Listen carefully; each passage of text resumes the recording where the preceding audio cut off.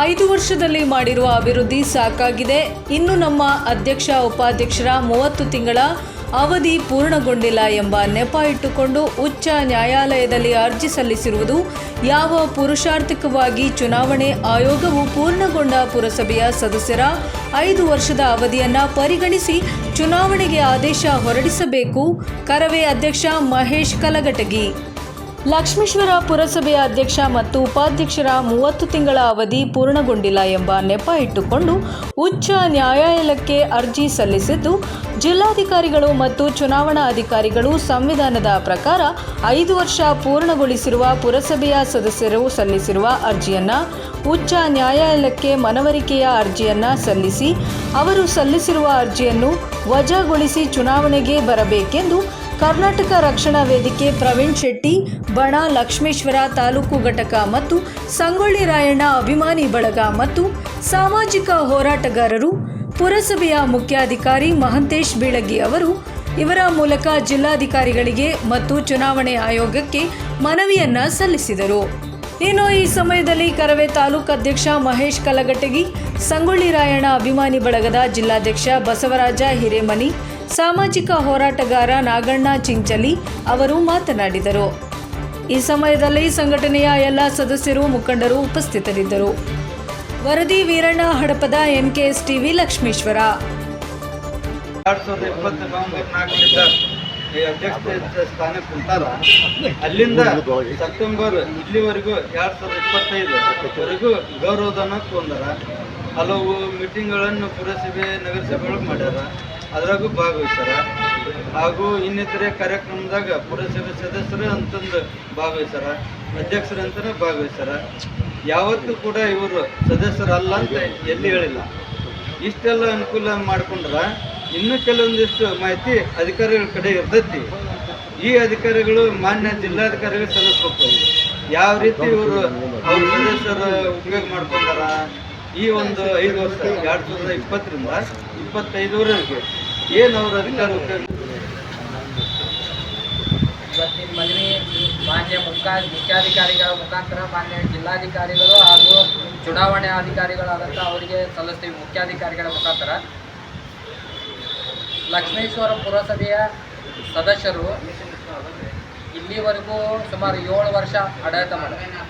2 ವರ್ಷ ಅದು ಯಾರೋ ಸ್ಟೇ ಹೋಗಿದ್ರು, ಅಲ್ಲಿಂದ ಡಮ್ಮೆ ಆಯಿತು. ಅಧಿಕೃತವಾಗಿ ಕಾನೂನು ಏನು ಹೇಳ್ತೈತಿ ಅಂದರೆ, ಭಾರತೀಯ ಸಂವಿಧಾನ ಅನುಚ್ಛೇದ 243U ಪ್ರಕಾರ ಒಬ್ಬ ಸದಸ್ಯ ಆಯ್ಕೆ ಆದ ನಂತರ ಒಂದು ಮೀಟಿಂಗ್ ಅಟೆಂಡ್ ಆದ ತಕ್ಷಣ ಅವನ ಅವಧಿ ಸ್ಟಾರ್ಟ್. ಅಲ್ಲಿಗೆ ನವೆಂಬರ್ 4ನೇ ತಾರೀಕಿಗೆ ಅವರ 5 ವರ್ಷದ ಅವಧಿ ಮುಗೀತು. 30 ತಿಂಗಳ ಅಧ್ಯಕ್ಷ ಉಪಾಧ್ಯಕ್ಷ ವಿಚಾರದೊಳಗೆ ನಮಗೆ ಸ್ಥಾನಮಾನ ಕೊಟ್ಟಿಲ್ಲ, ನಮ್ಗೆ ಎಕ್ಸ್ಟೆಂಡ್ ಮಾಡಿರಿ ಅನ್ನೋದು ಸರಿಯಲ್ಲ. ತಿಳಿದು ಮಾಡೋ ತಪ್ಪಿಗೆ ಯಾರು ಸಾರ್ವಜನಿಕರು ಇವರಿಗೆ ಗೌರವ ಕೊಡ್ತಾರ ಅಂತ ತಿಳ್ಕೊಂಡಾರ. ಇವರು ಇಲ್ಲಿವರೆಗೂ ಮಾಡಿರೋ ಅಭಿವೃದ್ಧಿ ಅದು ಗಿನ್ನಿಸ್ ರೆಕಾರ್ಡ್ ಒಳಗೆ ಹಾಕಬೇಕು ಅಂತ ನಮಗೆ ಅನಿಸ್ತೈತಿ. ಯಾಕಂದರೆ ಈಗ ನಾನು ರಕ್ಷಣಾ ವೇದಿಕೆಗೆ ಬಂದ ಮೇಲೆ ನನ್ನಷ್ಟು ಮಾತಾಡಿದವನು ಯಾರಿಲ್ಲ. ಅವರಿಗೆ ನಾಚಿಕೆ ಮಾನ ಮರ್ಯಾದೆ ಅನ್ನೋದೇ ಇಲ್ಲ. ಒಂದೇ ಮಾತಲ್ಲಿ ಹೇಳ್ಬೇಕಂದ್ರೆ ಮತ್ತು ಇನ್ನೂ ಕೆಳಮಟ್ಟಕ್ಕೆ ಕೇಳ್ಬೇಕಂದ್ರೆ ಹೊಟ್ಟಿಗೆ ಅನ್ನ ತಿನ್ನೋರಾದರೆ ಈ ಕೆಲಸ ಮಾಡಬಾರ್ದಾಗಿ. ಇವರು ಅನ್ನ ತಿನ್ನಂಗಿಲ್ಲ, ಇವರು ಬೇರೆ ಏನೋ ತಿಂತಾರ. ಏನ್ರಿ ಸಾಹೇಬ್ರ, ಕೋರ್ಟಿಗೆ ಹೋಗಕ್ಕೂ ನೀವು ಕೊಟ್ರಿ ಏನು ರೊಕ್ಕ 1 ಲಕ್ಷ ಅಲ್ಲ, ಅಧಿಕೃತ ಗೊತ್ತೈತ್ರಿ. ಆದ್ರೆ ಡಾಕ್ಯುಮೆಂಟ್ನ ಈಗ ಸಬ್ಮಿಟ್ ಮಾಡಕ್ಕೆ ರೆಡಿ ಇಲ್ಲ, ಇನ್ನೂ ಟೈಮ್ ಐತಿ, ಮಾಡ್ತೀನಿ.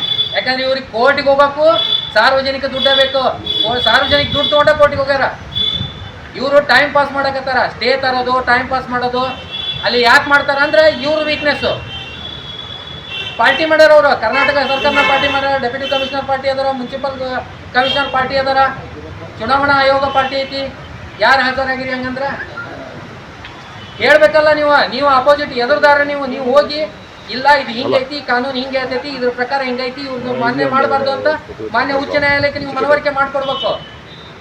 ಅದು ಬಿಟ್ಟು ನೀವು ನಿಮ್ಮ ಪಾರ್ಟಿಗೆ ನಿಮ್ಮ ಡ್ಯೂಟಿ ಮಾಡೋದು, ಅವ್ರ ಪಾರ್ಟಿಗೆ ಅವ್ರಿಗೆ ಹೋಗೋಕ್ಕೂ ದುಡ್ಡು ಕೊಡೋದು, ಅವರು ಮುನ್ಸಿಪಾಲ್ಟಿ ದುಡ್ಡು ತೊಗೊಂಡ ಕೋರ್ಟಿಗೆ ಹೋಗೋದು. ಈ 2-3 ತಿಂಗಳದೊಳಗೆ ನವೆಂಬರ್ ಅವಧಿ ಮುಗಿತೈತಿ ಅನ್ನೋ 2-3 ತಿಂಗಳ ಮುಂತ್ರ ಈಗ ಮುನ್ಸಿಪಾಲ್ಟಿದು ಏನಾರ ಆಡಿಟ್ ಮುಂದಿನ ವರ್ಷದ ಆಡಿಟ್ ರಿಪೋರ್ಟ್ ತೆಗೆದ್ರೆ ಇವರಂತ ಸುಳ್ಳು ಬಿಲ್ಲು, ಫೇಕ್ ಬಿಲ್ ಹಾಕಿ ರೊಕ್ಕ ತೊಗೊಂಡಂತಾರೆ ಇನ್ನೊಬ್ರಿಲ್ಲ. ಹೋಗ್ರಿ ಅಲ್ಲಿ ಬಾಜು ಮುಳುಗುಂದ ಮುನ್ಸಿಪಾಲ್ಟಿ ನೋಡಿ, ಪಟ್ಟಣ ಪಂಚಾಯತಿ ಅದು, ಮುನ್ಸಿಪಾಲ್ಟಿನೂ ಅಲ್ಲ. ನಾಚಿಗೆ ಬರ್ಬೇಕು ಇವ್ರಿಗೆ. ಎರಡೆರಡು ದಿನಕ್ಕೊಂದೊಂದ್ಸರಿ ಹೋರಾಟ ಆಗತ್ತವು ನೀರಿನ ಸಂಬಂಧ. ಇಲ್ಲಿ ಅಧಿಕಾರಿಗಳನ್ನ ಬಂಡ್ ಮಾಡಿ ತೋರಿಸ್ಬಿಡೋದು. ಇವು ನೀವೇನ್ ಮಾಡ್ತೀರಿ? ಈಗ ನನಗೆ ಅಧಿಕಾರ ಬೇಕಂತ ಕೋರ್ಟ್ಗೆ ಹೋಗಿರಲ್ಲ, ಹಂಗ ಅನುದಾನ ಬೇಕಂತ ಹೋಗಿ ಕುತ್ಕೋರಿ, ಸ್ಟ್ರೈಕ್ ಮಾಡ್ರಿ. ನೀವು ಮಾಡಿ ಅನುದಾನ ಬಂದ್ಮೇಲೆ ಅಲ್ಲ ಅಧಿಕಾರಿಗಳ ಬಿಡುಗಡೆ ಮಾಡೋದು. ನಿಮಗ್ ಬೇಕಾಗಿದ್ದು ಬಿಲ್ ಕುತ್ಕೊಂತೀರಿ ನೋಡೋ, ಧಮ್ಕಿ ಹಾಕ್ತಾರ ಅಧಿಕಾರಿಗಳಿಗೆ, ಧಮ್ಕಿ ಹಾಕಿ ಬಿಲ್ ಪಾಸ್ ಮಾಡ್ಕೋತಾರ. ಇವತ್ತು ಮತ್ತೆ 16-17 ತಿಂಗಳು ಮುಂದುವರ್ಸ್ಕೊಂತ ಹೋಗ್ಯಾರ. ಅದಕ್ಕೆ ಸಾಕಷ್ಟು ಬಾರಿ ಬೆಂಗಳೂರು ಹೈಕೋರ್ಟ್ ಇರ್ಬೋದು ಹಾಗೂ ಈಗ ಧಾರವಾಡ ಹೈಕೋರ್ಟ್ ನ್ಯಾಯಾಧೀಶರು ಇದನ್ನೆಲ್ಲ ಇವರು ಪರಿಗಣಿಸಿ ಈಗ ನಾವು ಆಲ್ರೆಡಿ ಮಾಹಿತಿ ತಗೊಂಡಿದ್ದೀವಿ. ಈಗ ಪುರಸಭೆ ಸದಸ್ಯರು ಎಂದವರು ಪುರಸಭೆಗೆ ಆಯ್ಕೆ ಆಗಿ ಬಂದಾರ ಅಂದಿನಿಂದನೇ ಗೌರವಧನ ಪಡೆದಿರ್ತಾರೆ ಪುರಸಭೆಯಿಂದ. ನಾವು ಅದನ್ನು ಸಾರ್ವಜನಿಕರ ಹಿತಾಸಕ್ತಿ ಪುರಸಭೆಯಿಂದ ನಾವೆಲ್ಲ ಲಕ್ಷ್ಮೇಶ್ವರ ಊರು ವತಿಯಿಂದ ಸಾರ್ವಜನಿಕರ ಹಿತಾಸಕ್ತಿ ಅರ್ಜಿಯನ್ನು ನಾವು ಅವ್ರ ಅರ್ಜಿ ತಿರಸ್ಕಾರ ಮಾಡಿ ಲಕ್ಷ್ಮೇಶ್ವರ ಅಭಿವೃದ್ಧಿಗೆ ಪ್ರತಿ 23 ವಾರ್ಡ್ನೊಳಗೂ ನೀರಿಂದ ಇರ್ಬೋದು, ರೋಡಿಂದ ಇರ್ಬೋದು, ಆ ರೀತಿ ಆಸರೆ ಮನೆ ಇರ್ಬೋದು, ಸಾಕಷ್ಟು ಅವ್ಯವಹಾರ ಆಗಿದ್ದರಿಂದ ತಕ್ಷಣ ಅವ್ರ ಅರ್ಜಿ ತಿರಸ್ಕಾರ ಮಾಡಿ ಪುರಸಭೆ ಚುನಾವಣೆಯ ಆದೇಶ ಹೊರಡಿಸ್ಬೇಕಂತೇಳಿ ಮಾನ್ಯ ಹೈಕೋರ್ಟ್ ನ್ಯಾಯಾಧೀಶರಿಗೆ ನಮ್ಮ ಎಲ್ಲರ ಕೂಡಿ ಇವತ್ತು ಮನವಿಯನ್ನು ಮಾಡ್ತಾ ಇದ್ದೀವಿ.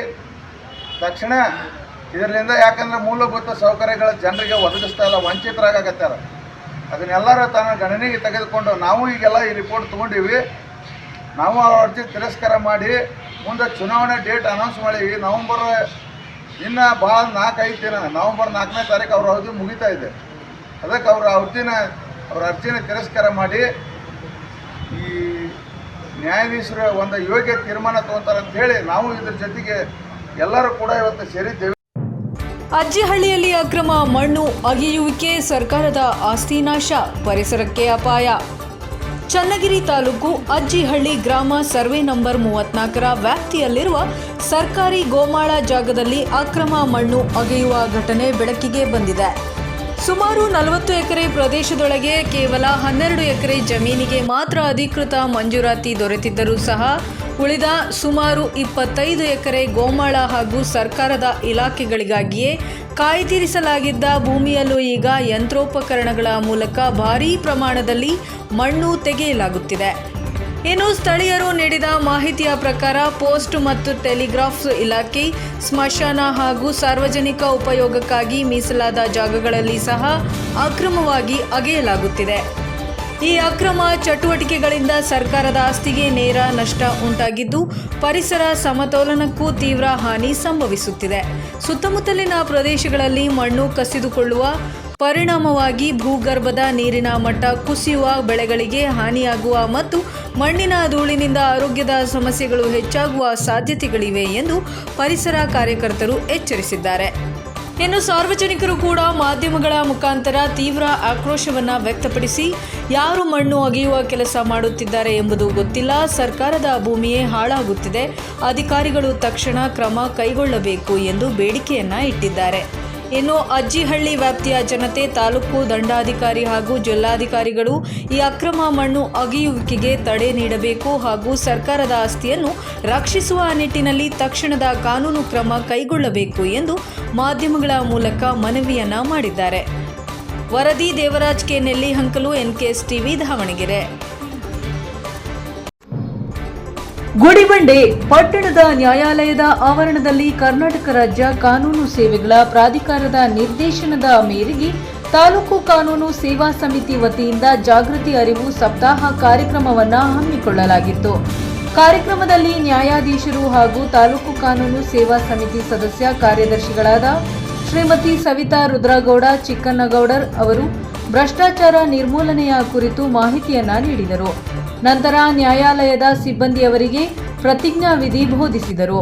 ಈ ಸಂದರ್ಭದಲ್ಲಿ ಶಿರಸ್ತೇದಾರ್ ಶ್ರೀನಿವಾಸ ಮತ್ತು ಸತೀಶ್ ನ್ಯಾಯಾಲಯದ ಸಿಬ್ಬಂದಿ ಹಾಜರಿದ್ದರು. ವರದಿ ಈಶ್ವರಪ್ಪ, NKS ಟಿವಿ, ಗುಡಿಬಂಡೆ. ನಮ್ಮ ದೇಶದ ಆರ್ಥಿಕ, ರಾಜಕೀಯ ಮತ್ತು ಸಾಮಾಜಿಕ ಅಭಿವೃದ್ಧಿಗೆ ಭ್ರಷ್ಟಾಚಾರವು ಒಂದು ಪ್ರಮುಖ ಅಡಚಣೆಯಾಗಿದೆ ಎಂದು ನಾನು ನಂಬುತ್ತೇನೆ. ಭ್ರಷ್ಟಾಚಾರವನ್ನು ನಿರ್ಮೂಲನೆ ಮಾಡಲು ಸರ್ಕಾರ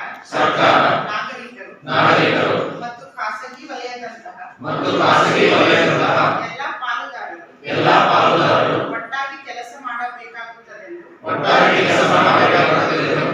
ನಂಬುತ್ತೇನೆ. ಪ್ರತಿ ನಾಗರಿಕನು ಜಾಗರೂಕನಾಗಿದ್ದು ಎಲ್ಲಾ ಸಮಯದಲ್ಲೂ ಉನ್ನತ ಗುಣಮಟ್ಟದ ಪ್ರಾಮಾಣಿಕತೆ ಮತ್ತು ನಿಷ್ಠೆಗೆ ಬದ್ಧನಾಗಿರಬೇಕೆಂದು ಹಾಗೂ ಭ್ರಷ್ಟಾಚಾರದ ವಿರುದ್ಧ ಹೋರಾಟವನ್ನು ಬೆಂಬಲಿಸಬೇಕೆಂದು ನಾನು ಅರಿತಿದ್ದೇನೆ. ಆದ್ದರಿಂದ ಜ್ಞಾನದ ಬೆಳವಣಿಗೆಗೆ ವಿಜ್ಞಾನ ಪ್ರದರ್ಶನಗಳು ಬಹಳ ಅವಶ್ಯಕ. ಹೊಸಪೇಟೆ ವಿದ್ಯಾರ್ಥಿಗಳಲ್ಲಿ ಅಡಗಿರುವ ಪ್ರತಿಭೆಯನ್ನ ಅನಾವರಣಗೊಳಿಸಲು ಮತ್ತು ಅವರ ಜ್ಞಾನವನ್ನ ಮತ್ತಷ್ಟು ಹೆಚ್ಚಿಸಲು ವಿಜ್ಞಾನ ಪ್ರದರ್ಶನಗಳು ಬಹಳಷ್ಟು ಸಹಾಯ ಮಾಡುತ್ತವೆ ಎಂದು ಟಿಬಿ ಡ್ಯಾಂ ಪಿಎಂ ಶ್ರೀ ಕೇಂದ್ರೀಯ ವಿದ್ಯಾಲಯ ಪ್ರಾಂಶುಪಾಲರು ಮನೋಹರ್ ಲಾಲ್ ಜಿನ್ಗರ್ ಅವರು ಹೇಳಿದರು. ಗುರುವಾರ ಶಾಲೆಯಲ್ಲಿ ವಿದ್ಯಾರ್ಥಿಗಳಿಗಾಗಿ ಆಯೋಜಿಸಲಾಗಿದ್ದ ವಿಜ್ಞಾನ ಪ್ರದರ್ಶನವನ್ನ ಉದ್ಘಾಟಿಸಿ ಅವರು ಮಾತನಾಡಿದರು.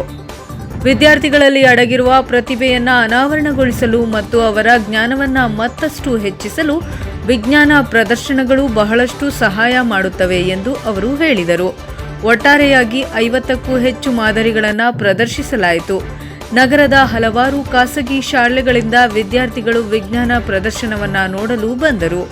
ತುರ್ತು ಸಂದರ್ಭಗಳಲ್ಲಿ ಬಳಸುವ ಸಂವೇದಕ ಆಧಾರಿತ ನೀರಿನ ಸ್ಪ್ರಿಂಕ್ಲರ್ಗಳು, ಎಲೆಕ್ಟ್ರಾನಿಕ್ ಪಿಯಾನೋ, ಸ್ವಯಂಚಾಲಿತ ಡಸ್ಟ್ಬಿನ್ ಮತ್ತು ಕೂಲರ್ ಮತ್ತು ಭೌತಶಾಸ್ತ್ರ ಮತ್ತು ಎಲೆಕ್ಟ್ರಾನಿಕ್ಸ್ ವಿಭಾಗಗಳಿಂದ ಸೌರಮಂಡಲ ಮಾದರಿಗಳು ಗಮನ ಸೆಳೆದವು.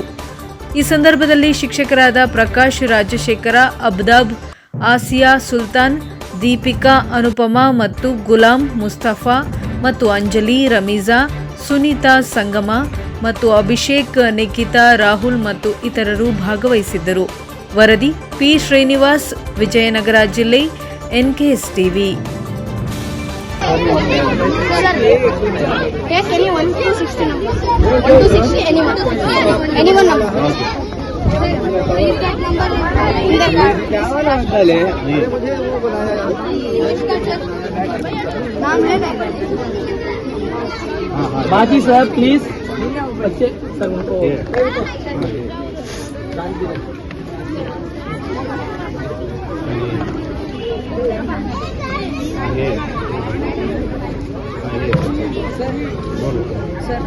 बोलेंगे वो तो. ಎರಡನೇ ಬೆಳೆಗೆ ನೀರು ಕೊಡದಿದ್ದರೆ ಬೃಹತ್ ಪ್ರತಿಭಟನೆ, ನಾಡಗೌಡ ಕರೆ. ನೀರಾವರಿ ತಜ್ಞ ಕನ್ನಯ್ಯ ನಾಯ್ಡು ಅವರನ್ನ 2 ದಿನಗಳ ಹಿಂದೆ ಹೈದರಾಬಾದ್ನಲ್ಲಿ ಭೇಟಿಯಾಗಿ ಎರಡನೇ ಬೆಳೆಗೆ ನೀರು ಕೊಡುವ ಬಗ್ಗೆ ಚರ್ಚಿಸಲಾಗಿದೆ ಎಂದು ಮಾಜಿ ಸಚಿವ ವೆಂಕಟರಾವ್ ನಾಡಗೌಡ ಹೇಳಿದರು. ಇನ್ನು ಈ ಕುರಿತು ಮಾಧ್ಯಮದ ಜೊತೆ ಮಾತನಾಡಿದ ಅವರು, ನೀರಾವರಿ ತಜ್ಞ ಕನ್ನಯ್ಯ ನಾಯ್ಡು ಅವರು 3 ತಿಂಗಳಲ್ಲಿ ತುಂಗಭದ್ರಾ ಜಲಾಶಯ ಎಲ್ಲಾ ಗೇಟ್ಗಳನ್ನು ಅಳವಡಿಸಬಹುದು, ಜೊತೆಗೆ ಎರಡನೇ ಬೆಳೆಗೆ ನೀರು ಸಹ ಕೊಡಬಹುದು ಎಂದು ತಿಳಿಸಿದ್ದಾರೆ. ಇನ್ನು ದಿನಾಂಕ 3ರಂದು ಪಕ್ಷಾತೀತ ಮುಖಂಡರ ಜೊತೆಗೆ ಬೆಂಗಳೂರಿನ ನಿಯೋಗಕ್ಕೆ ಭೇಟಿ ನೀಡಿ ಎಲ್ಲ ಶಾಸಕರನ್ನ ಭೇಟಿ ಮಾಡಿ ಸರ್ಕಾರಕ್ಕೆ ಮನವರಿಕೆ ಮಾಡುತ್ತೇವೆ. ಇನ್ನು ನಮ್ಮ ಬೇಡಿಕೆ ಈಡೇರದಿದ್ದರೆ ಎಲ್ಲರೂ ಜೊತೆಗೂಡಿ ಸಿಂಧನೂರಿನಿಂದ ದಿನಾಂಕ 5ರಂದು ಬೃಹತ್ ಪ್ರತಿಭಟನೆ ಹಮ್ಮಿಕೊಳ್ಳೋಣ ಎಂದು ಕರೆಯನ್ನ ನೀಡಿದರು. ವರದಿ ವೆಂಕಟೇಶ ನಾಯಕ, ಎನ್ಕೆಎಸ್ ಟಿವಿ, ಸಿಂಧನೂರು. ಎಲ್ಲ ನನ್ನ ರೈತ ಬಂಧುಗಳೇ ನಮಸ್ಕಾರ. ಕಳೆದ 2 ದಿನದ ಹಿಂದೆ ಕನ್ನಯ್ಯ ನಾಯ್ಡು ಅವರನ್ನು ಹೈದರಾಬಾದಿಗೆ ಹೋಗಿ ಭೇಟಿ ಮಾಡಿ ರೈತರಿಗೆ ಎರಡನೇ ಬೆಳೆಗೆ ನೀರು ಕೊಡುವ ಬಗ್ಗೆ ಚರ್ಚೆ ಮಾಡಿದ್ದೇನೆ. ಕನ್ನಯ್ಯ ನಾಯ್ಡು ಅವರು 3 ತಿಂಗಳಲ್ಲೇ ಗೇಟ್ಗಳನ್ನು ಕೂಡಿಸುವುದಕ್ಕೆ ಸಾಧ್ಯತೆ ಇದೆ, ಎರಡನೇ ಬೆಳೆಗೆ ನೀರು ಕೊಡಬಹುದು ಅನ್ನುವ ವಿಚಾರವನ್ನು ತಿಳಿಸಿದ್ದಾರೆ. ಅದಾದ ನಂತರ ಇಂದು ಎಲ್ಲ ಎಡದಂಡೆ ನಾಲೆಯ ಜಿಲ್ಲೆಗಳ ಪ್ರಮುಖರ ಸಭೆಯನ್ನು ಸಿಂಧನೂರಿನಲ್ಲಿ ಕರೆದು 3ನೇ ತಾರೀಕಿಗೆ ನಿಯೋಗವೊಂದನ್ನು ಬೆಂಗಳೂರಿಗೆ ಹೋಗಿ ಎಲ್ಲ ಶಾಸಕರನ್ನು ಭೇಟಿ ಮಾಡಿ ಸರ್ಕಾರಕ್ಕೆ ಮನವರಿಕೆ ಮಾಡಬೇಕು ಅನ್ನುವ ತೀರ್ಮಾನ ಮಾಡಿದ್ದೇವೆ. ಒಂದು ವೇಳೆ ಸರ್ಕಾರ ನಮ್ಮ ತೀರ್ಮಾನಕ್ಕೆ ಸ್ಪಂದಿಸದೇ ಇದ್ದರೆ 5ನೇ ತಾರೀಕಿನಿಂದ ಎಲ್ಲ ಜಿಲ್ಲೆಗಳಲ್ಲಿ ಹೋರಾಟಕ್ಕೆ ಸಜ್ಜಾಗಬೇಕಾದ ಅನಿವಾರ್ಯತೆ ಬರ್ತದೆ. 5ನೇ ತಾರೀಕಿಗೆ ಸಿಂಧನೂರಿನಿಂದಲೇ ದೊಡ್ಡ ಮಟ್ಟದ ಹೋರಾಟಕ್ಕೆ ಚಾಲನೆಯನ್ನು ನೀಡ್ತಾ ಇದ್ದೇವೆ. ಹಾಗೇನಾದರೂ ಆದಲ್ಲಿ ನಾವು ನಿಮಗೆ ಕರೆಯನ್ನು ಕೊಡ್ತೇವೆ. ಎಲ್ಲರೂ ಕೂಡ ಈ ಸರ್ಕಾರದ ವಿರುದ್ಧ ಹೋರಾಟಕ್ಕೆ ಸಜ್ಜಾಗಬೇಕು, ಎಲ್ಲ ಜನ ಭಾಗವಹಿಸಬೇಕು ಅಂತ ಹೇಳಿ ತಮ್ಮಲ್ಲಿ ಮನವಿ ಮಾಡ್ತೇನೆ. ಶ್ರೀ ಕ್ಷೇತ್ರ ಸಿದ್ದನಕೊಳ ಮಠದ ಪೂಜ್ಯ ಶ್ರೀ ಸಿದ್ದಪ್ಪ ಅಜ್ಜರ ತಪಸ್ಸಿನ ಮಹಿಮೆ ಮತ್ತು ವಾಕ್ಸಿದ್ಧಿಯ ದಿವ್ಯತೆಯ ಕತೆ ಹೇಳಿದ ಪೂಜ್ಯ ಶ್ರೀಗಳು. ಕರ್ನಾಟಕದ ಧಾರ್ಮಿಕ ಭೂಮಿಯಲ್ಲಿ ಅನೇಕ ಯೋಗಿಗಳು, ಸಿದ್ಧರು ಹಾಗೂ ಮಹಾನುಭಾವರು ತಮ್ಮ ತಪಸ್ಸಿನಿಂದ ಸಮಾಜದ ಕಳಂಕವನ್ನ ನೀಗಿಸಿ ಧರ್ಮದ ಬೆಳಕನ್ನ ಹರಿಸಿದ್ದಾರೆ. ಆ ಪರಂಪರೆಯಲ್ಲಿಯೇ ಒಂದು ಮಹತ್ವದ ಸ್ಥಾನವನ್ನ ಹೊಂದಿರುವುದು ಶ್ರೀ ಕ್ಷೇತ್ರ ಸಿದ್ದನಕೊಳ ಮಠ ಮತ್ತು ಅದರ ತಪೋನಿಧಿ ಪೂಜ್ಯ ಶ್ರೀ ಸಿದ್ದಪ್ಪ ಅಜ್ಜರು. ಪೂಜ್ಯ ಶ್ರೀ ಸಿದ್ದಪ್ಪ ಅಜ್ಜರು ತಮ್ಮ ನಿಸ್ವಾರ್ಥ ಸೇವೆ, ತಪಸ್ಸು ಹಾಗೂ ಭಕ್ತಿಭಾವದಿಂದ ಸಾವಿರಾರು ಜನರ ಜೀವನದಲ್ಲಿ ಬೆಳಕನ್ನ ತಂದು ಮಹಾನ್ ತಪಸ್ವಿ. ಇನ್ನು ಅವರ ವಾಕ್ಯಗಳು ಕೇವಲ ಮಾತುಗಳಲ್ಲ, ಅದು ವಾಕ್ಸಿದ್ಧಿಯ ಶಕ್ತಿಯನ್ನ ಹೊಂದಿದ್ದವು ಎಂಬ ನಂಬಿಕೆ ಜನಮನದಲ್ಲಿ ಆಳವಾಗಿ ನೆಲೆಸಿದೆ. ವಾಕ್ಸಿದ್ಧಿಯ ಅಮೋಘ ಘಟನೆಯೊಂದು ದಶಕಗಳ ಹಿಂದೆ ಕನ್ನಡದ ಮೇರು ನಟ, ಜನಪ್ರಿಯ ಕಲಾವಿದ ಡಾಕ್ಟರ್ ರಾಜ್ಕುಮಾರ್ ರವರ ಶ್ರೀ ಕ್ಷೇತ್ರ ಸಿದ್ದನಕೊಳ ಮಠಕ್ಕೆ ಧಾರ್ಮಿಕ ಭೇಟಿ ನೀಡಿದ್ದರು. ಭಕ್ತಿಯಿಂದ ಸಿದ್ದಪ್ಪ ಅಜ್ಜರನ್ನ ದರ್ಶನ ಮಾಡಿ ಅವರ ಆಶೀರ್ವಾದವನ್ನ ಪಡೆದರು. ಅಂದಿನ ಸಂದರ್ಭದಲ್ಲೇ ಪೂಜ್ಯ ಶ್ರೀ ಸಿದ್ದಪ್ಪ ಅಜ್ಜರು ಡಾಕ್ಟರ್ ರಾಜಕುಮಾರರಿಗೆ ಆಶೀರ್ವಾದ ನೀಡಿ, ನಿಮಗೆ ಶಕ್ತಿಯುತ ಮಗ ಹುಟ್ಟುತ್ತಾನೆ, ಆತನು ಜನರ ಹೃದಯವನ್ನ ಗೆಲ್ಲುವ ಶಕ್ತಿ, ವಿನಯ ಮತ್ತು ಪ್ರಜ್ಞೆಯಿಂದ ತುಂಬಿರುತ್ತಾನೆ ಎಂದು ವಾಕ್ಯ ಉಚ್ಚರಿಸಿದ್ದರು.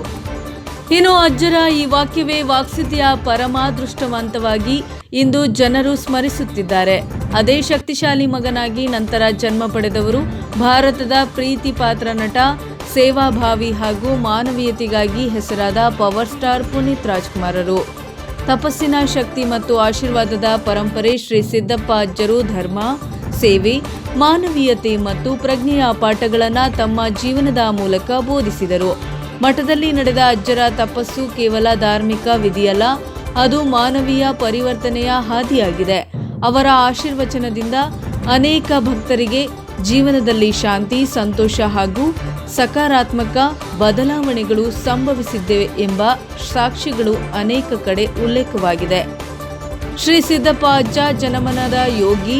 ಪೂಜ್ಯ ಶ್ರೀ ಸಿದ್ದಪ್ಪ ಅಜ್ಜರು ಜನರ ಹೃದಯದಲ್ಲಿ ಎಂದಿಗೂ ಉಳಿದಿರುವ ಸತ್ಯ, ಶಾಂತಿ ಮತ್ತು ನಂಬಿಕೆಯ ಪ್ರತೀಕ.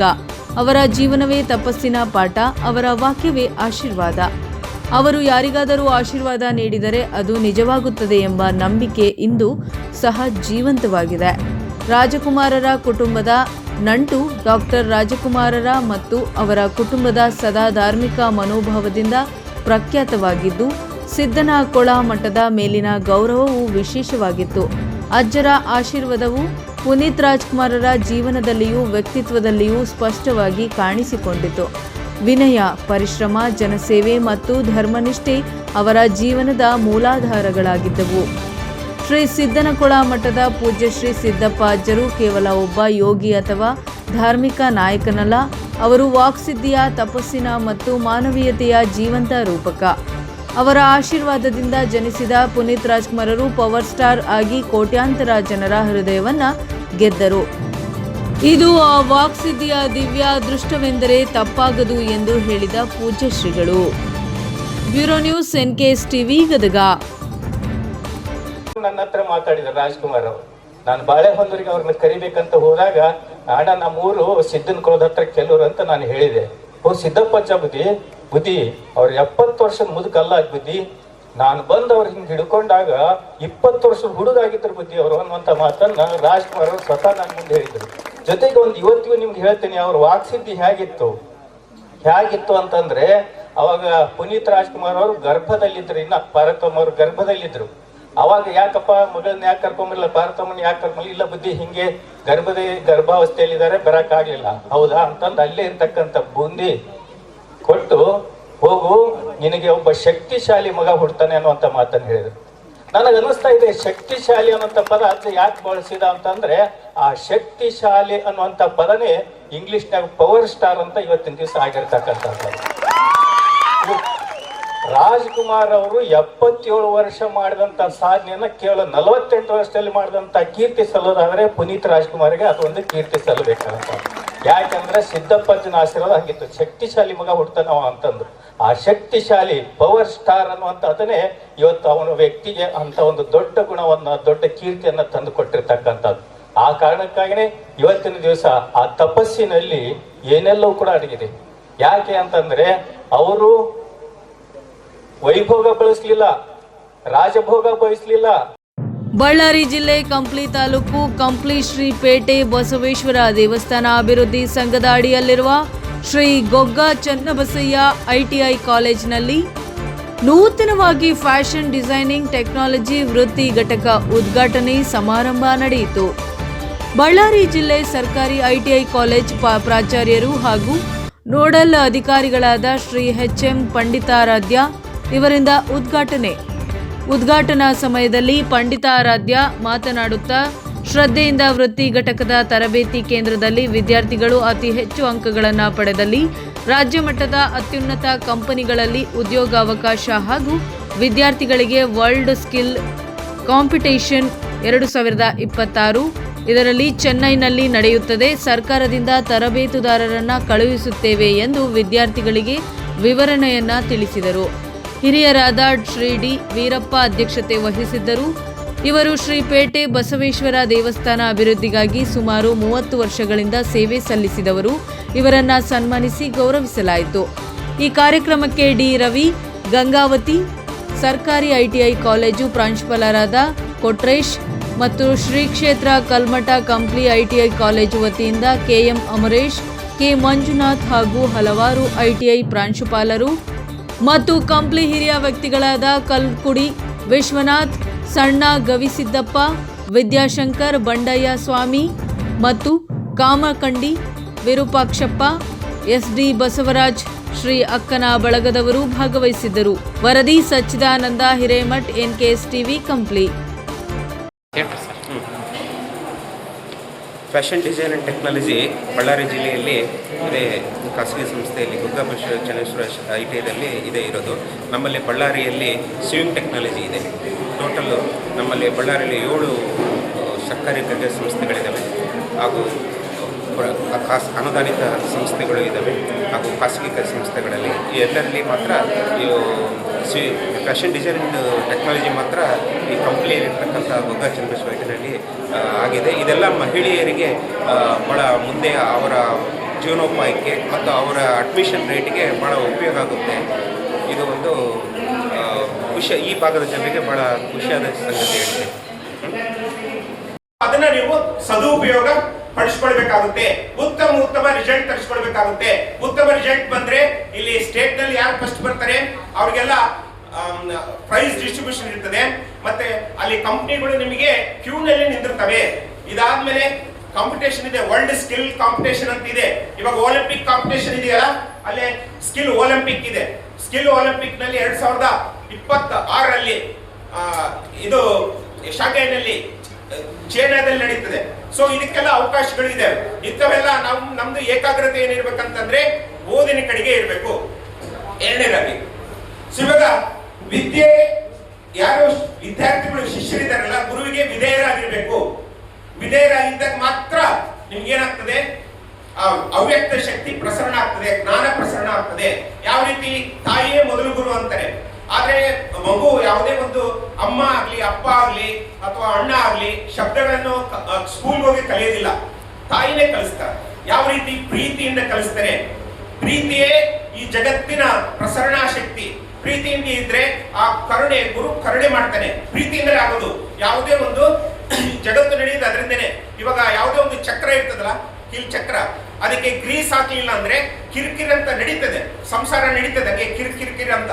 ಆದ್ರೆ ಅದಕ್ಕೆ ಗ್ರೀಸ್ ಅಂತ, ಗ್ರೀಸ್ ಅಂದ್ರೆ ಇಲ್ಲಿ ಪ್ರೀತಿ, ಅದನ್ನ ಹಾಕೋದ್ರಿಂದ ಏನಾಗ್ತದೆ, ಅದು ಈಸಿಯಾಗಿ ನಡೀತದೆ.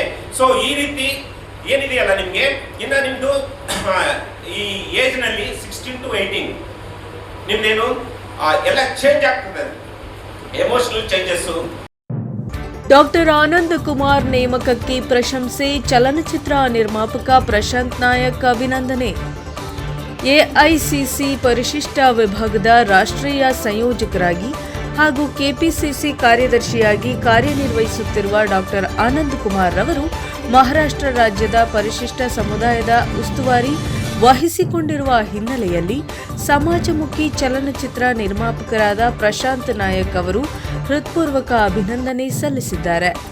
ಪ್ರಶಾಂತ್ ನಾಯಕ್ ಅವರು ಮಾತನಾಡಿ, ಡಾಕ್ಟರ್ ಆನಂದ್ ಕುಮಾರ್ ಅವರು ಪರಿಶಿಷ್ಟ ಜಾತಿ ಹಾಗೂ ಪಂಗಡಗಳ ಹಕ್ಕು, ಗೌರವ ಮತ್ತು ಸಾಂವಿಧಾನಿಕ ಹೋರಾಟಕ್ಕಾಗಿ ಅನೇಕ ವರ್ಷಗಳಿಂದ ನಿಸ್ವಾರ್ಥವಾಗಿ ಶ್ರಮಿಸುತ್ತಿದ್ದಾರೆ.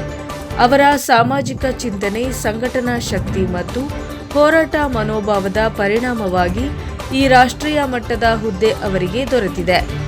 ಇದು ನಮ್ಮ ಸಮುದಾಯಕ್ಕೆ ಹೆಮ್ಮೆಯ ವಿಷಯ ಎಂದು ಶ್ಲಾಘಿಸಿದರು.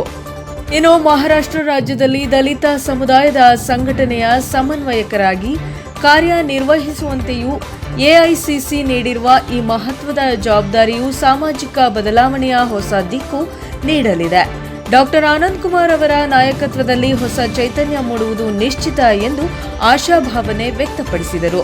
ಈ ಸಂದರ್ಭದಲ್ಲಿ ಪ್ರಶಾಂತ್ ನಾಯಕ್ ಅವರು ಡಾಕ್ಟರ್ ಆನಂದ್ ಕುಮಾರ್ ಅವರಿಗೆ ಸನ್ಮಾನ ನೀಡಿ ಗೌರವಿಸಿದರು. ಇನ್ನು ಅವರನ್ನು ಸಾಮಾಜಿಕ ನ್ಯಾಯ, ಸಮಾನತೆ ಹಾಗೂ ಅಂಬೇಡ್ಕರ್ ಚಿಂತನೆಯ ನಿಜವಾದ ಹೋರಾಟಗಾರ ಎಂದು ಕೊಂಡಾಡಿದರು.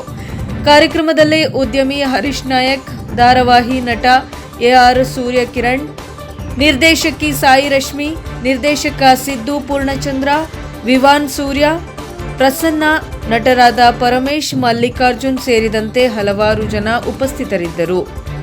ಇನ್ನು ಈ ಸನ್ಮಾನ ಕಾರ್ಯಕ್ರಮವು ಚಲನಚಿತ್ರ ನಿರ್ಮಾಪಕ ಪ್ರಶಾಂತ್ ನಾಯಕ್ ಅವರ ಬೆಂಗಳೂರಿನ ಕಚೇರಿಯಲ್ಲಿ ಜರುಗಿತು. ವರದಿ Pradeep HE, Tarikere, NKS TV. RSS ಪಥಸಂಚಲನದಲ್ಲಿ ಭಾಗಿಯಾದ ಪಿಡಿಒ ಪ್ರವೀಣ್ಗೆ ಸರ್ಕಾರ ಜಾರಿಗೊಳಿಸಿದ ಅಮಾನತು ಆದೇಶಕ್ಕೆ ಕೆಇಟಿ ತಡೆ.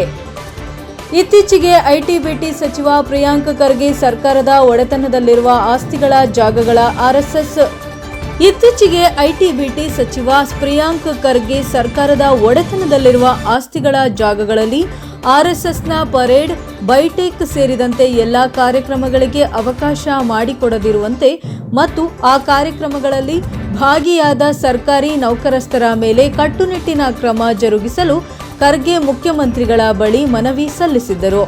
ಅದರಂತೆ ಸರ್ಕಾರ ಸಚಿವ ಸಂಪುಟದಲ್ಲಿ ಪಾಸ್ ಮಾಡಿ ಕೆಲ ಮಾನದಂಡಗಳ ಅಸ್ತ್ರ ಪ್ರಯೋಗಿಸಿ ಕಟ್ಟುನಿಟ್ಟಿನ ಆದೇಶಕ್ಕೆ ಸೂಚಿಸಿತ್ತು. ಈ ಆದೇಶದಿಂದ ಫಸ್ಟ್ ಸರ್ಕಾರದ ಕ್ರಮಕ್ಕೆ ಬಲಿಯಾಗಿದ್ದು ಮಾತ್ರ ಲಿಂಗಸಗೂರು ಪಿಡಿಒ. ಈ ಪ್ರಕರಣದ ಅಸಲಿ ಕಹಾನಿ ಏನಿದೆ ನೋಡೋಣ ಬನ್ನಿ.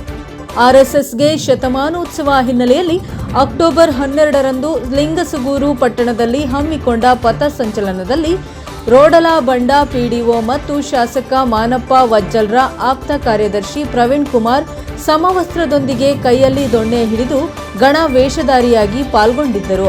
ಮಾಧ್ಯಮದ ವರದಿಯನ್ನಾಧರಿಸಿ ಕರ್ನಾಟಕ ಸಿವಿಲ್ ಸೇವಾ ನಿಯಮ 2021ರ ನಿಯಮ 3ರಂತೆ ಪ್ರತಿ ಸರ್ಕಾರಿ ನೌಕರರು ಎಲ್ಲ ಕಾಲದಲ್ಲಿಯೂ ನೀತಿ, ನಿಷ್ಠೆ, ಕರ್ತವ್ಯ, ಶ್ರದ್ಧೆ ಅನುಸರಿಸಿಕೊಂಡು ಹೋಗಿಲ್ಲ. ಅದನ್ನು ನೀವು ಉಲ್ಲಂಘಿಸಿದ್ದೀರಿ ಎಂದು ಪಿಡಿಒರನ್ನ ರಾಯಚೂರು ಜಿಲ್ಲಾ ಪಂಚಾಯತ್ ಕಾರ್ಯನಿರ್ವಾಹಕ ಅಧಿಕಾರಿ ಸಲ್ಲಿಸಿದ ವರದಿಯ ಆಧಾರದ ಮೇಲೆ ಕಂದಾಯ ಇಲಾಖೆ ಕಾರ್ಯದರ್ಶಿ ಸಸ್ಪೆಂಡ್ ಮಾಡಿದ್ದರು. ಸರ್ಕಾರದ ಈ ಸಸ್ಪೆಂಡ್ ಆದೇಶ ರಾಜಕೀಯ ಪ್ರೇರಿತ ಎಂದು ಪ್ರಶ್ನಿಸಿ ಪಿಡಿಒ ಪ್ರವೀಣ್ ಕರ್ನಾಟಕ ಆಡಳಿತಾತ್ಮಕ ನ್ಯಾಯಮಂಡಳಿ ಮೆಟ್ಟಿಲು ಹತ್ತಿದ್ದರು. ಇನ್ನು ಕರ್ನಾಟಕ ಆಡಳಿತಾತ್ಮಕ ನ್ಯಾಯಮಂಡಳಿಯಲ್ಲಿ ಸುದೀರ್ಘ ಚರ್ಚೆ ನಡೆದು ಪಿಡಿಒ ಪ್ರವೀಣ್ ದುರ್ನಡತೆ ತೋರಿಲ್ಲ ಎಂದು ಕೆಇಟಿ ಆದೇಶ ಹೊರಡಿಸಿ ಸರ್ಕಾರದ ಆದೇಶ ತೆರವುಗೊಳಿಸಿದೆ. ಎಂದಿನಂತೆ ಪಿಡಿಒ ಕರ್ತವ್ಯಕ್ಕೆ ಹಾಜರಾಗಲು ಸೂಚಿಸಿ ಸರ್ಕಾರಕ್ಕೆ ಆಕ್ಷೇಪಣೆ ಸಲ್ಲಿಸಲು ನವೆಂಬರ್ 14ರವರೆಗೆ ಡೆಡ್ಲೈನ್ ನೀಡಿದೆ. ಇನ್ನು ಅಮಾನತು ಪಿಡಿಒ ಪ್ರವೀಣ್ ಪರ ಅಶೋಕ್ ನಾವಾದಗಿ ವಾದ ಮಂಡಿಸಿದರು. ವರದಿ ಮಲ್ಲಿಕಾರ್ಜುನ ತುರ್ವಿಹಳ, ಲಿಂಗಸಗೂರು, NKS ಟಿವಿ. ಬಟ್ಟೂರು ಗ್ರಾಮ ಪಂಚಾಯಿತಿ ಅಧ್ಯಕ್ಷರಾದ ಶಾಂತವ್ವ ಚನ್ನಬಸಪ್ಪ ಹಡಪದ ನಿಧನ. ಲಕ್ಷ್ಮೇಶ್ವರ ತಾಲೂಕಿನ ಬಟ್ಟೂರು ಪಂಚಾಯಿತಿ ಅಧ್ಯಕ್ಷರಾಗಿದ್ದ ಶ್ರೀಮತಿ ಶಾಂತವ್ವ ಚನ್ನಬಸಪ್ಪ ಹಡಪದ ಅವರು ಅನಾರೋಗ್ಯದಿಂದ ಗುರುವಾರ ಮಧ್ಯಾಹ್ನ ನಿಧನ ಹೊಂದಿದ್ದು, ಶುಕ್ರವಾರ ಮಧ್ಯಾಹ್ನ 12 ಗಂಟೆಗೆ ಸ್ವಗ್ರಾಮ ಕುಂದ್ರಳ್ಳಿಯಲ್ಲಿ ಅಂತ್ಯ ಸಂಸ್ಕಾರ ನೆರವೇರಲಿದೆ. ಇನ್ನು ನಿಧನ ಹೊಂದಿದ ಅಧ್ಯಕ್ಷರಿಗೆ 2 ಜನ ಪುತ್ರರು, ಅಪಾರ ಬಂಧು ಬಳಗವಿದ್ದು ಇವರನ್ನೆಲ್ಲ ಅಗಲಿದ್ದಾರೆ. ನಿಧನ ಹೊಂದಿದ ಬಟ್ಟೂರು ಗ್ರಾಮ ಪಂಚಾಯಿತಿ ಅಧ್ಯಕ್ಷರಿಗೆ ಪಂಚಾಯಿತಿಯ ಉಪಾಧ್ಯಕ್ಷರು, ಸರ್ವ ಸದಸ್ಯರು, ಪಂಚಾಯಿತಿ ಸಿಬ್ಬಂದಿ ಎಲ್ಲ ವರ್ಗದವರು ಸಂತಾಪವನ್ನು ಸೂಚಿಸಿದ್ದಾರೆ. ವರದಿ ವೀರಣ್ಣ ಹಡಪದ NKS TV ಲಕ್ಷ್ಮೀಶ್ವರ. ಹಿರಿಯ ಪತ್ರಕರ್ತ ಹಾಗೂ ಚಿಕ್ಕೋಡಿ ಶೈಕ್ಷಣಿಕ ಜಿಲ್ಲೆಯ ಸಂಯುಕ್ತ ಕರ್ನಾಟಕ ದಿನಪತ್ರಿಕೆ ವರದಿಗಾರರಾದ ಸಂಜೀವ ಕಾಂಬಳೆ ಅವರು ಕಳೆದ 22 ವರ್ಷಗಳಿಂದ ಮಾಧ್ಯಮಗಳಲ್ಲಿ ಸಲ್ಲಿಸಿದ ಸೇವೆ ಪರಿಗಣಿಸಿ ಕರ್ನಾಟಕ ರಾಜ್ಯೋತ್ಸವ ನಿಮಿತ್ತವಾಗಿ ಬೆಳಗಾವಿ ಜಿಲ್ಲಾಡಳಿತ ಜಿಲ್ಲಾ ಮಟ್ಟದ ರಾಜ್ಯೋತ್ಸವ ಪ್ರಶಸ್ತಿಗೆ ಭಾಜನರಾಗಿದ್ದಾರೆ. ಅವರು ಇದೀಗ ಚಿಕ್ಕೋಡಿ ಸಂಯುಕ್ತ ಕರ್ನಾಟಕ ದಿನಪತ್ರಿಕೆಯಲ್ಲಿ ವರದಿಗಾರನಾಗಿ ಸೇವೆ ಸಲ್ಲಿಸುತ್ತಿದ್ದಾರೆ. ಸಂಜೀವ ಕಾಂಬಳೆ ಅವರು ಈ ಹಿಂದೆ ವಿಜಯ ಕರ್ನಾಟಕ, ETV, ಉದಯವಾಣಿ ದಿನಪತ್ರಿಕೆಯಲ್ಲಿ ಸೇವೆ ಸಲ್ಲಿಸಿದ್ದಾರೆ. ಇನ್ನು ಸಂಜೀವ ಕಾಂಬಳೆ ಅವರು ವಿವಿಧ ಸಮಸ್ಯೆಗಳು ಹಾಗೂ ಜನಪರವಾದ ಸಾಕಷ್ಟು ಲೇಖನಗಳನ್ನು ಬರೆದು ಅಧಿಕಾರಿಗಳು ಹಾಗೂ ಜನಪ್ರತಿನಿಧಿಗಳು ಸರ್ಕಾರದ ಗಮನ ಸೆಳೆಯುವ ಕಾರ್ಯ ಮಾಡಿದ್ದಾರೆ. ಅವರಿಗೆ ಇದೀಗ ಬೆಳಗಾವಿ ಜಿಲ್ಲಾಡಳಿತ ಜಿಲ್ಲಾ ಮಟ್ಟದ ರಾಜ್ಯೋತ್ಸವ ಪ್ರಶಸ್ತಿಗೆ ಆಯ್ಕೆ. Bureau news, NKS TV Belagavi. ಎರಡನೇ ಬೆಳೆಗೆ ನೀರು ಕೊಡುವಂತೆ ಆಗ್ರಹಿಸಿ ಪಕ್ಷಾತೀತವಾಗಿ ಸಭೆ. ಮಳೆಯ ಅತಿವೃಷ್ಟಿಗೆ ಬೆಳೆ ಹಾನಿಯಾಗಿದೆ ಮತ್ತು ವೈರಸ್ ರೋಗಕ್ಕೆ ಭತ್ತದ ಬೆಳೆ ಸಂಪೂರ್ಣ ತುತ್ತಾಗಿದ್ದು, ಜೊತೆಗೆ ಪ್ರಸ್ತುತ ತುಂಗಾಭದ್ರಾ ಜಲಾಶಯದಲ್ಲಿ 80 TMC ನೀರಿದ್ದು ಎರಡನೇ ಬೆಳೆಗೆ ನೀರು ಕೊಡುವಂತೆ ಆಗ್ರಹಿಸಿ ಬಿಜೆಪಿ ಜೆಡಿಎಸ್ ಪಕ್ಷಗಳ ಮುಖಂಡರು ಪಕ್ಷಾತೀತವಾಗಿ ನಗರದ ಸರ್ಕ್ಯೂಟ್ ಹೌಸ್ನಲ್ಲಿ ಸಭೆ ನಡೆಸಿದರು. ಸಭೆಯಲ್ಲಿ ಸರ್ಕಾರದ ಮೇಲೆ ಒತ್ತಡ ಹಾಕಲು ನಿಯೋಗ ಹೋಗುವ ಬಗ್ಗೆ ಹಾಗೂ ಹೋರಾಟದ ರೂಪುರೇಷೆಗಳ ಬಗ್ಗೆ ಸುದೀರ್ಘವಾಗಿ ಚರ್ಚಿಸಲಾಯಿತು. ಮಾಜಿ ಸಚಿವ ವೆಂಕಟರಾವ್ ನಾಡಗೌಡ ಮಾತನಾಡಿ, ಈಗಾಗಲೇ ನೀರಾವರಿ ತಜ್ಞ ಕನ್ನಯ್ಯ ನಾಯ್ಡು ಅವರನ್ನ ಭೇಟಿಯಾಗಿ ಚರ್ಚಿಸಿದಾಗ ಎರಡನೇ ಬೆಳೆಗೆ ನೀರು ಕೊಡಲು ತೊಂದರೆ ಇಲ್ಲ ಎಂದು ಹೇಳಿದ್ದಾರೆ. ಇನ್ನು 70 TMCಗಿಂತ ಹೆಚ್ಚು ನೀರಿನ ಸಂಗ್ರಹ ಬೇಡ ಎಂದು ಸಲಹೆಯನ್ನ ನೀಡಿದ್ದಾರೆ. ಈ ಹಿಂದೆ 70 TMC ಇದ್ದಾಗಲೂ ಎರಡನೇ ಬೆಳೆಗೆ ನೀರು ಒದಗಿಸಲಾಗಿದೆ ಎಂದು ತಿಳಿಸಿದರು. ನಂತರ ಮಾಜಿ ಸಂಸದ ಕೆ. ವಿರೂಪಾಕ್ಷಪ್ಪ ಮಾತನಾಡಿ, ಬೇಸಿಗೆ ಬೆಳೆಗೆ ನೀರು ಬಿಡುವ ವಿಚಾರವಾಗಿ ಶಾಂತಿ ಹೋರಾಟ ಬೇಡ, ರಸ್ತೆ ರೋಕ ಮೂಲಕ ಕ್ರಾಂತಿ ಹೋರಾಟ ಮಾಡಿ ಸರ್ಕಾರಕ್ಕೆ ಬಿಸಿ ಮುಟ್ಟಿಸುವ ಕೆಲಸ ಆಗಬೇಕು ಎಂದು ಸಭೆಗೆ ತಿಳಿಸಿದರು. ಇನ್ನು ಈ ವೇಳೆ ಮಾಜಿ ಶಾಸಕ ಪ್ರತಾಪ್ ಗೌಡ ಪಾಟೀಲ್ ಮಸ್ಕಿ ಮತ್ತು ಮಾಜಿ ಶಾಸಕ ಬಸವನಗೌಡ ಬ್ಯಾಗವಾಟ, ರಾಜ ವೆಂಕಟಪ್ಪ ನಾಯಕ ಮತ್ತು ಮಹಂತೇಶ ಪಾಟೀಲ್ ಅತ್ತನೂರು, ರೈತ ಮುಖಂಡ ಚಾಮರಸ ಪಾಟೀಲ್ ಮತ್ತು ಪುರುಷೋತ್ತಮ ಗೌಡ, ಶ್ಯಾಮಸುಂದರ ಕೀರ್ತಿ ಸೇರಿದಂತೆ ಅನೇಕರು ಉಪಸ್ಥಿತರಿದ್ದು ಮಾತನಾಡಿದರು. ಇನ್ನು ಈ ಸಂದರ್ಭದಲ್ಲಿ ಬಿಜೆಪಿ ಮುಖಂಡ ಕೆ. ಕರಿಯಪ್ಪ, ಜೆಡಿಎಸ್ ತಾಲೂಕು ಅಧ್ಯಕ್ಷ ಬಸವರಾಜ ನಾಡಗೌಡ, ಸಿದ್ದರಾಮೇಶ್ ಮನ್ನಾಪುರ, ಯಂಕೋಬ ನಾಯಕ ರಾಮತ್ನಾಳ್ ಮತ್ತು ಕೆ. ಮರಿಯಪ್ಪಾಜಿ, ಸತ್ಯನಾರಾಯಣ ಗುಣ ಹಾಗೂ ಅಶೋಕಗೌಡ ಗದ್ರಟಗಿ ಮತ್ತು ಜಿಲಾನಿ ಪಾಷಾ, ವೆಂಕಟೇಶ ನಂಜಲದಿನ್ನಿ, ನಾಗೇಶ ಹಂಚಿನಾಳ ಮತ್ತು ಸುಮಿತ್ ತಡಕಲ್, ಶರಣಬಸವ, ವಕೀಲ ಉಮಾಲೂಟಿ ಸೇರಿದಂತೆ ಅನೇಕರು ಉಪಸ್ಥಿತರಿದ್ದರು. ವರದಿ ವೆಂಕಟೇಶ ನಾಯಕ, NKS TV ಸಿಂಧನೂರು.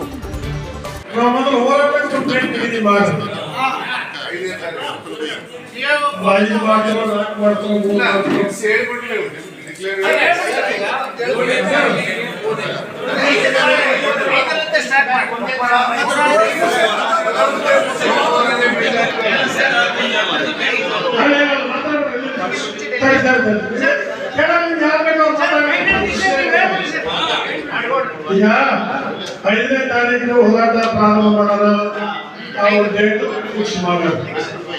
ಅಂದ್ರೆ ನಾವು ಬೆಂಗಳೂರಿಗೆ ನಿಯೋಗ 3ನೇ ತಾರೀಕು ಸರ್, 3 ಇಲ್ಲ 2 ಸಂಡೆ ಆಗ್ತದೆ ಸರ್. ಈಗ 2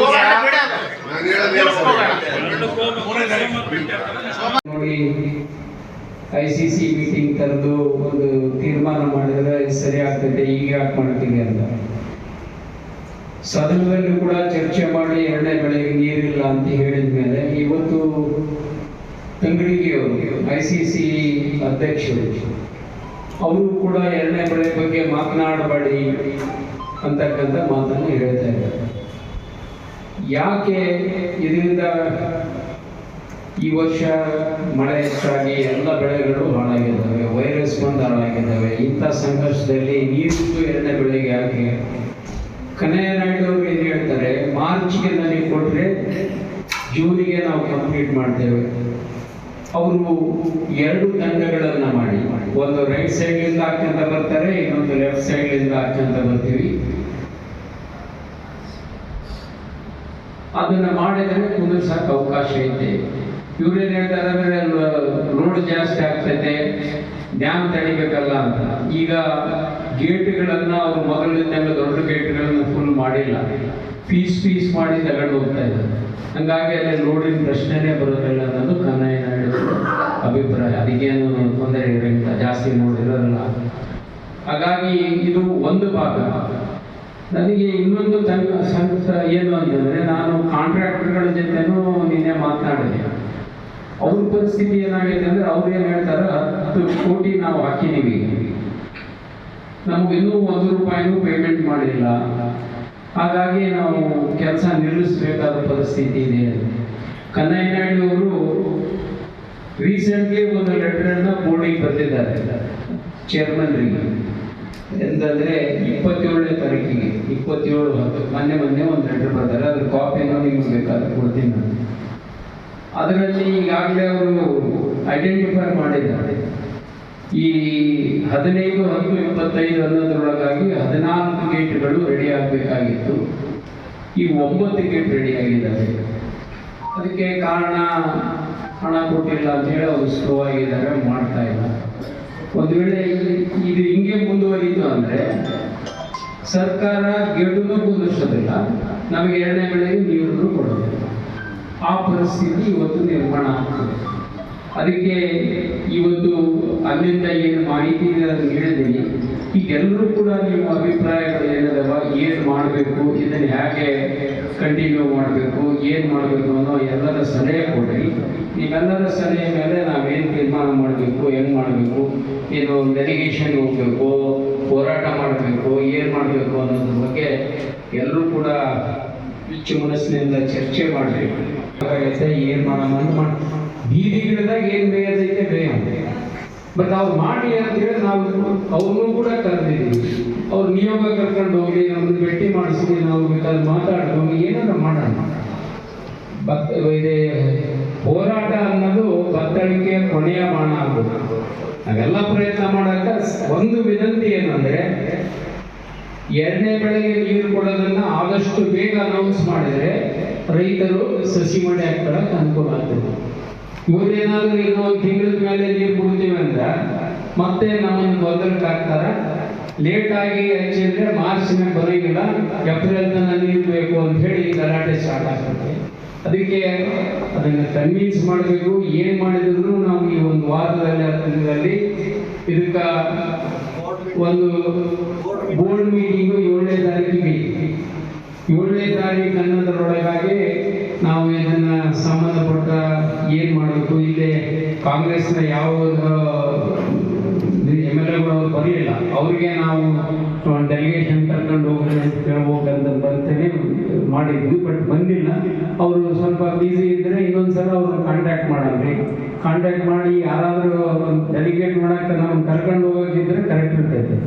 ನಾವಾಗೆ ಹೋದ್ರೆ ಸಿಗ್ಬೇಕಲ್ಲ, ಅಪಾಯಿಂಟ್ಮೆಂಟ್ ಸಿಗಬೇಕು. ಅವ್ರ ಕೆಲಸದಾಗಿದ್ದಾರೆ. ಈಗ ಅವ್ರಿಗೆ ಮಿನಿಸ್ಟ್ರಿ ಎಕ್ಸ್ಪಾನ್ಷನ್ ಐತೆ, ಮುಖ್ಯಮಂತ್ರಿಗಳ ಬದಲಾವಣೆ, ಅವು ಇವು. ಭಾರತ ಸರ್ಕಾರದ ಉಕ್ಕು ಮತ್ತು ಬೃಹತ್ ಕೈಗಾರಿಕೆ ಸಚಿವರು, ಮಾಜಿ ಮುಖ್ಯಮಂತ್ರಿಗಳು ಹಾಗೂ ಜನತಾದಳ ಜಾತ್ಯತೀತ ಪಕ್ಷದ ರಾಜ್ಯಾಧ್ಯಕ್ಷರೂ ಆದ ಸನ್ಮಾನ್ಯ HD ಕುಮಾರಸ್ವಾಮಿ ಅವರ ಬಗ್ಗೆ ಖಾಲಿ ಟ್ರಕ್ ಎಂಬ ಪದವನ್ನು ಬಳಸಿ ಅವಹೇಳನಕಾರಿ ಹೇಳಿಕೆ ನೀಡಿರುವ ಕರ್ನಾಟಕ ರಾಜ್ಯದ ಉಪಮುಖ್ಯಮಂತ್ರಿಗಳಾದ ಶ್ರೀ DK ಶಿವಕುಮಾರ್ ಅವರ ವಿರುದ್ಧ ಪಕ್ಷದ ಬೆಂಗಳೂರಿನ ನಗರ ಯುವ ಘಟಕದ ವತಿಯಿಂದ ದಿನಾಂಕ 30/10/2025 ಫ್ರೀಡಂ ಪಾರ್ಕಿನಲ್ಲಿ ಬೆಂಗಳೂರು ಮಹಾನಗರ ಜನತಾದಳ ಜಾತ್ಯತೀತ ಪಕ್ಷದ ಅಧ್ಯಕ್ಷರು ಹಾಗೂ ಮಾಜಿ ಶಾಸಕರಾದ HM ರಮೇಶ್ ಗೌಡರವರು ಮಾರ್ಗದರ್ಶನದಂತೆ ಬೆಂಗಳೂರು ನಗರ ಯುವ ಘಟಕದ ಅಧ್ಯಕ್ಷರಾದ ಸ್ಯಾಮ್ಯುಯಲ್ ನೇತೃತ್ವದಲ್ಲಿ ನಡೆಯಿತು. ಈ ಪ್ರತಿಭಟನೆಯಲ್ಲಿ ಪಕ್ಷದ ಬೆಂಗಳೂರು ನಗರದ ಮಹಾಪ್ರಧಾನ ಕಾರ್ಯದರ್ಶಿಗಳಾದ ಶ್ರೀ S ರಮೇಶ್, ಕಾರ್ಮಿಕ ವಿಭಾಗದ ಅಧ್ಯಕ್ಷರಾದ CM ಗೋಪಾಲ್, ಮಹಾಲಕ್ಷ್ಮಿ ಲೇಔಟ್ ಹೆಬ್ಬಾಳ ಕ್ಷೇತ್ರದ ಅಧ್ಯಕ್ಷರಾದ ಶ್ರೀ R ಚಂದ್ರಶೇಖರ್, ನಗರ ಪದಾಧಿಕಾರಿಗಳಾದ ಶ್ರೀ ಅಭಿಷೇಕ್ ಮತ್ತು ಶ್ರೀ ಷಣ್ಮುಗಂ ಮತ್ತು ಯುವ ಘಟಕದ ಪದಾಧಿಕಾರಿಗಳಾದ ಶ್ರೀ ದೇವರಾಜು ಮತ್ತು ಮಲ್ಲೇಶ್ ರೆಡ್ಡಿ, ಶ್ರೀ ಚೇತನ್ ಹಾಗೂ ಶ್ರೀ ವಿನಯ್, ಜೀವನ್, ನಂದನ್, ಶ್ರೀ ವಿನಯ್ ಹಾಗೂ ಶ್ರೀ ಜೀವನ್, ಶ್ರೀ ರಾಜೇಶ್, ಮಂಜುಶ್ರೀ, ಹರ್ಷ ಮತ್ತು ಶಕ್ತಿ, ಶ್ರೀ ಕಿರಣ್ ಹಾಗೂ ಸುಮಾ, ಶ್ರೀಮತಿ ರುಂಬಾ ಲಕ್ಷ್ಮಿ ಹಾಗೂ ಇನ್ನಿತರ ಪದಾಧಿಕಾರಿಗಳು ಮತ್ತು ಮುಖಂಡರು ಹಾಗೂ ಕಾರ್ಯಕರ್ತರು ನೂರಾರು ಸಂಖ್ಯೆಯಲ್ಲಿ ಭಾಗವಹಿಸಿದ್ದರು. ವರದಿ ವೇದಮೂರ್ತಿ, NKS TV, ಬೆಂಗಳೂರು.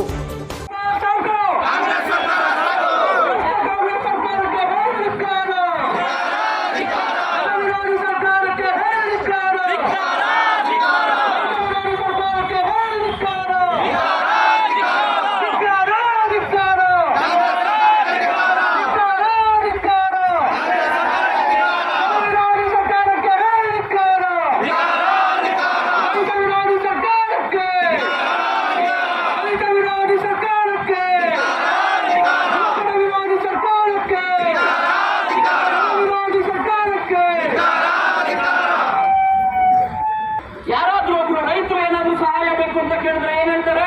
ಏನು ಮಾಡ್ಕೊಳಕ್ಕಾಗಲ್ಲ, ನೀವು ರೈತರು ಅಂತಾರೆ. ಸ್ವಾಮಿ, ರೈತರು ಮನ್ಸು ಮಾಡಿದ್ರೆ ದೇಶದಲ್ಲಿ ಸರ್ಕಾರಗಳನ್ನ ಕಿತ್ತಾಕಿರ್ತಕ್ಕಂಥ ಉದಾಹರಣೆಗಳಿವೆ. ನಿಮ್ಮ ಕಾಂಗ್ರೆಸ್ ಸರ್ಕಾರದ ಇದೇ ನಮ್ಮ ರೈತರು, ಇಡೀ ಕರ್ನಾಟಕದ ರೈತರು ಕಿತ್ತು ಬಿಸಾಕ ಸಮಯ ದೂರ ಇಲ್ಲ ಸ್ವಾಮಿ. ನೀವು ರೈತರಿಗೆ ಅವಮಾನ ಮಾಡಿದ್ರೆ, ರೈತರಿಗೆ ಹಿಂಸೆ ಕೊಟ್ರೆ, ರೈತರು ಏನು ಮಾಡ್ಕೊಳಕ್ಕಾಗಲ್ಲ ಅಂದ್ರೆ ಮುಂಬರ್ತಕ್ಕಂಥ ಚುನಾವಣೆಯಲ್ಲಿ ನಮ್ಮ ರಾಜ್ಯದ ರೈತರುಗಳು ನಿಮಗೆ ನೀಡಬೇಕಾಗಿರೋ ಉತ್ತರನ ನೀಡ್ತಾರೆ. ಏನಂತೀರಲ್ಲ, ನಮ್ಮ ರಾಜ್ಯದ ರೈತರಾಗ್ಲಿ, ದೇಶದ ರೈತರಾಗ್ಲಿ, ರೈತರ ಶಕ್ತಿ ಅಂತಕ್ಕಂಥದ್ದು ಡಿಲ್ಲಿ ಪಾರ್ಲಿಮೆಂಟ್ ವರ್ಗೂ ಗೊತ್ತು ಸ್ವಾಮಿ. ಇವತ್ತಿನ ದಿನ ನಮ್ಮ ರಾಜ್ಯದಲ್ಲಿ ರೈತರು ಸಡಕ್ಕಾಗ್ತಿದ್ಯಾ? ರೈತರು ಬೇಕಾಗಿರ್ತಕ್ಕಂಥ ಸೌಲಭ್ಯಗಳು ಸಿಗ್ತಾ ಇದೆಯಾ? ಇಲ್ಲ. ನಮಗೆ ಸಿಕ್ಕಿದ್ಯಾ? ಇಲ್ಲ. ಯಾರಾದ್ರೂ ಜನಗಳಿಗೆ ಏನಾದ್ರೂ ಕನಿಷ್ಠ ಮಟ್ಟದ ಸೌಲಭ್ಯಗಳಾದ್ರೂ ತರುತ್ತಿದ್ಯಾ? ನಮಗೆ ಯಾಕೆ ಬೇಕು ನಿಮ್ಮ ಬಿಟ್ಟಿ ಭಾಗ್ಯ? ಬೇಡವೇನು ನಿಮಗೆ ಬಿಟ್ಟಿ ಭಾಗ್ಯಗಳನ್ನ? ಯಾರು ಕೇಳಿದಾರೆ ನಿಮಗೆ ಭಾಗ್ಯಗಳನ್ನ ಕೊಡ್ರಿ ಅಂತ? ಕೆಲಸಗಳನ್ನ ಮಾಡಿ ಸ್ವಾಮಿ. ಬೆಂಗಳೂರಿನಿಂದ ಟ್ರಾಫಿಕ್ ಅಲ್ಲಿ ಆಗ್ತಿರ್ತಕ್ಕಂಥ ಸಮಸ್ಯೆಗಳಲ್ಲಿ ಯಾರಾದ್ರೂ ಒಬ್ಬ ಮನೆಯಲ್ಲಿ ಯಾವ್ದಾದ್ರು ಒಂದು ಸ್ಥಾನಕ್ಕೆ ಹೋಗ್ಬೇಕು ಅಂದ್ರೆ ಇವತ್ತಿನ ದಿನಕ್ಕೆ 3 ಗಂಟೆ 4 ಗಂಟೆ ಟ್ರಾಫಿಕ್ ಅಲ್ಲಿ ನಿಂತ್ಕೊಂತ ಇದೀವಿ. ಇವತ್ತೇ ನಾವೆಲ್ಲರೂ ಇಲ್ಲಿ ಬಂದು ಸೇರ್ಬೇಕು ಅಂದ್ರೆ 2 ಗಂಟೆಗಳ ಕಾಲ ಟ್ರಾಫಿಕ್ ಅಲ್ಲಿ ಯಾರು ಅಂತ ಇದು ಕರ್ನಾಟಕ ಗೊತ್ತು. ಯಾವ ಟ್ರಂಕಲ್ಲಿ ಏನಿದೆ ಅಂತ ಇದು ಕನ್ನಡ ಜನತೆಗೆ ಗೊತ್ತು. ನೀವು ಬೈಕ್ ಬಂದ ಮಾತ್ರ ಇಲ್ಲ. ಇವಾಗ ಈ ಟ್ರಂಕಲ್ಲಿ ಕುಮಾರನ ಟ್ರಂಕ್ ಇದೆ, ನಿಮ್ ಟ್ರಂಕ್ ಇದೆ. ಟ್ರಂಕ್ ತೆಗಿತೀವಿ ಇವಾಗ. ಟ್ರಂಕ್ ತೆಗೆದಾಗ ನೋಡಿ ಏನಿದೆ ಅಂತ.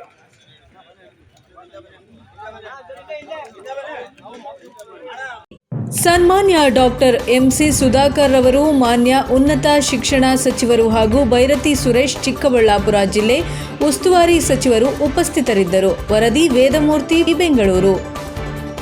ನಾನು ಕೃತಜ್ಞತೆಗಳನ್ನು ಸಲ್ಲಿಸ್ತಾ ಇದ್ದೇನೆ. ಬಹಳಷ್ಟು ವಿಚಾರಗಳನ್ನು ಉನ್ನತ ಶಿಕ್ಷಣ ಸಚಿವರು ಹಾಗೂ ನಮ್ಮ ಮೇಲ್ಮನೆಯ ಸದಸ್ಯರು ಈಗಾಗಲೇ ಹೇಳಿದ್ದಾರೆ. ಕೋಲಾರ ಜಿಲ್ಲೆಯಲ್ಲಿ ಇಡೀ ರಾಜ್ಯದಲ್ಲಿ ಅತಿ ಹೆಚ್ಚಿನ ಲಾಯರ್ಸ್ ಕೊಟ್ಟಂತಹ ಜಿಲ್ಲೆ ಕೋಲಾರ ಜಿಲ್ಲೆ. ನನಗೆ ಆಶ್ಚರ್ಯ ಆಯಿತು. ಸುಮಾರು 40 ಜನ ನ್ಯಾಯಾಧೀಶರುಗಳು ಈ ಕೋಲಾರ ಜಿಲ್ಲೆಯಿಂದ ಹೋಗಿದ್ದಾರೆ. ನಮ್ಮ ಕಾನೂನು ಕಾಲೇಜಿಂದ 40 ಜನ ಅಲ್ಲಿ ನ್ಯಾಯಾಧೀಶರುಗಳಾಗಿ ಹೋಗಿದ್ದಾರೆ ಅಂತ ಹೇಳಿ ಬಹಳಷ್ಟು ಖುಷಿಯಾದ ವಿಚಾರ. ಮುಂಚಿನ ದಿವಸಗಳಲ್ಲಿ ಕೋಲಾರ ಜಿಲ್ಲೆ ಅಂದರೆ ಬರಪೀಡಿತ ಜಿಲ್ಲೆ ಅಂತ ಇತ್ತು. ಬೆಂಗಳೂರಿಗೆ ಬಹಳ ಹತ್ತಿರವಾಗಿರುವಂಥ ಜಿಲ್ಲೆ.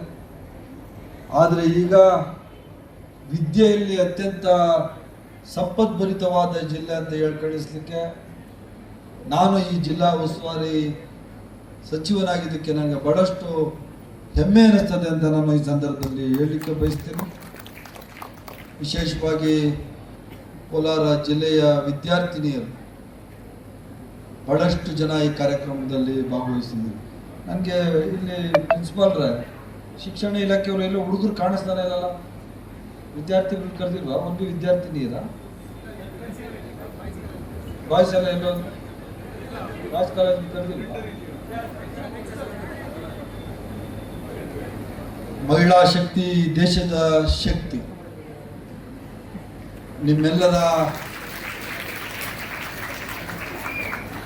ನಿಮ್ಮೆಲ್ಲರ ಈ ಒಂದು ಕಮಿಟ್ಮೆಂಟ್ ಏನಿದೆ, ಓದಬೇಕು, ಸಮಾಜದಲ್ಲಿ ಮುಂದಕ್ಕೆ ಬರಬೇಕು ಅಂತ ಹೆಣ್ಮಕ್ಳು, ನನ್ನ ಮಕ್ಕಳು ಸಮ ಅಂತೂ ನೀವೆಲ್ಲರೂ ಓದ್ತಾ ಇದ್ರಿ. ಇದೆಲ್ಲ ಆ ದೇವರು ಒಳ್ಳೇದು ಮಾಡಲಿ.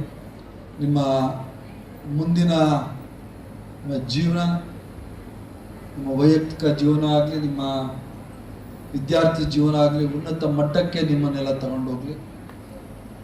ನಿಮಗೆ ಪಾಠ ಹೇಳ್ಕೊಡ್ತಾ ಇರುವಂತಹ ಮಾಸ್ಟರ್ಗಳು ಯಾರಿದ್ದಾರೆ, ಟೀಚರ್ಸ್ ಯಾರಿದ್ದಾರೆ, ಅವ್ರ ಆಶೀರ್ವಾದ ಯಾವತ್ತೂ ನಿಮ್ಮ ಜೊತೆ ಇರಬೇಕು. ಯಾಕಂದರೆ ಟೀಚರ್ಸ್ ಇಲ್ಲ ಅಂದಿದ್ರೆ ನೀವಾಗಲಿ ನಾವಾಗಲಿ ಯಾರೂ ಈ ಒಂದು ಮಟ್ಟಕ್ಕೆ ಬೆಳೆಯೋಕ್ಕಾಗ್ತಾ ಇರಲಿಲ್ಲ. ಸಮಾಜದಲ್ಲಿ ಒಂದು ಪುಣ್ಯವಾದ ಕೆಲಸವನ್ನು ಇವತ್ತು ನಿಮ್ಮ ಟೀಚರ್ಸ್ ಮಾಡ್ತಾ ಇದ್ದಾರೆ. ನಿಮ್ಮ ಪ್ರೊಫೆಸರ್ಸು, ನಿಮ್ಮ ಅಸಿಸ್ಟೆಂಟ್ ಪ್ರೊಫೆಸರ್ಸು, ನಿಮ್ಮ ಲೆಕ್ಚರರ್ಸ್ ಎಲ್ಲ ಮಾಡ್ತಾ ಇದ್ದಾರೆ. ಅವರ ಆಶೀರ್ವಾದದಿಂದ ನೀವಿವತ್ತು ಈ ಮಟ್ಟಕ್ಕೆ ಬಂದಿದ್ದೀರಿ ಅನ್ನೋದು ನನ್ನ ಅನಿಸಿಕೆ. ಮತ್ತು ನಿಮಗೆ ಓದಿಸ್ತಾ ಇರೋಂಥ ಪೇರೆಂಟ್ಸ್, ನಿಮ್ಮ ತಂದೆ ತಾಯಿ ಅಂದರು, ಅವ್ರಿಗೆ ಎಷ್ಟೇ ಕಷ್ಟ ಇದ್ರೇನು ಮತ್ತು ಹೆಣ್ಮಕ್ಳಿಗೆ ವಿಶೇಷವಾಗಿ ಶಿಕ್ಷಣ ಕೊಡಲಿಕ್ಕೆ ಅವರ ಜೀವನವನ್ನು ಅವರು ಸರಿ ಆಯಿತು. 3 weeks ಆಯಿತು. All right sir. ನೋಡಿ, ಇವತ್ತು ಕ್ಯಾಬಿನೆಟ್ ರೀಶಫಲ್ ಅಂತ ಸನ್ಮಾನ್ಯ ಮುಖ್ಯಮಂತ್ರಿಗಳು ಹೇಳಿದ್ದಾರೆ.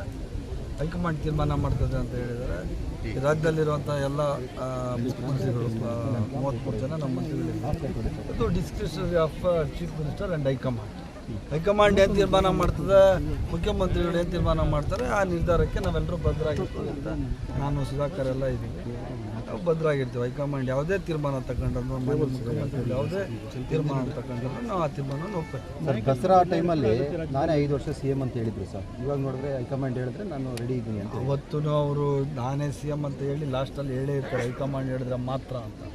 ಹೈಕಮಾಂಡ್ ಏನು ಇನ್ಸ್ಟ್ರಕ್ಷನ್ಸ್ ಕೊಡ್ತದೆ, ನನ್ನ ಜೊತೆಗೊಂಡಂತೆ, ಸುಧಾಕರ್ ಸಾಹೇಬ್ ಜೊತೆಗೊಂಡಂತೆ, DCM ಜೊತೆಗೊಂಡಂತೆ, ಸನ್ಮಾನ್ಯ ಮುಖ್ಯಮಂತ್ರಿಗಳು ಒಳಗೊಂಡಂತೆ ಎಲ್ಲರೂ ನಾವು ಹೈಕಮಾಂಡ್ ನಿರ್ಧಾರಕ್ಕೆ ಬದ್ಧರಾಗಿರ್ತೀವಿ ಅಂತಲೇ ಚೀಫ್ ಮಿನಿಸ್ಟರ್ ಹೇಳಿದರು. ಯಾವತ್ತು ಹೈಕಮಾಂಡ್ ಏನು ಹೇಳ್ತಾರೋ ಅದನ್ನೇ ನಾವು. ಮತ್ತೊಂದು ವಿಚಾರ ಬರ್ತದೆ, ದಲಿತ CM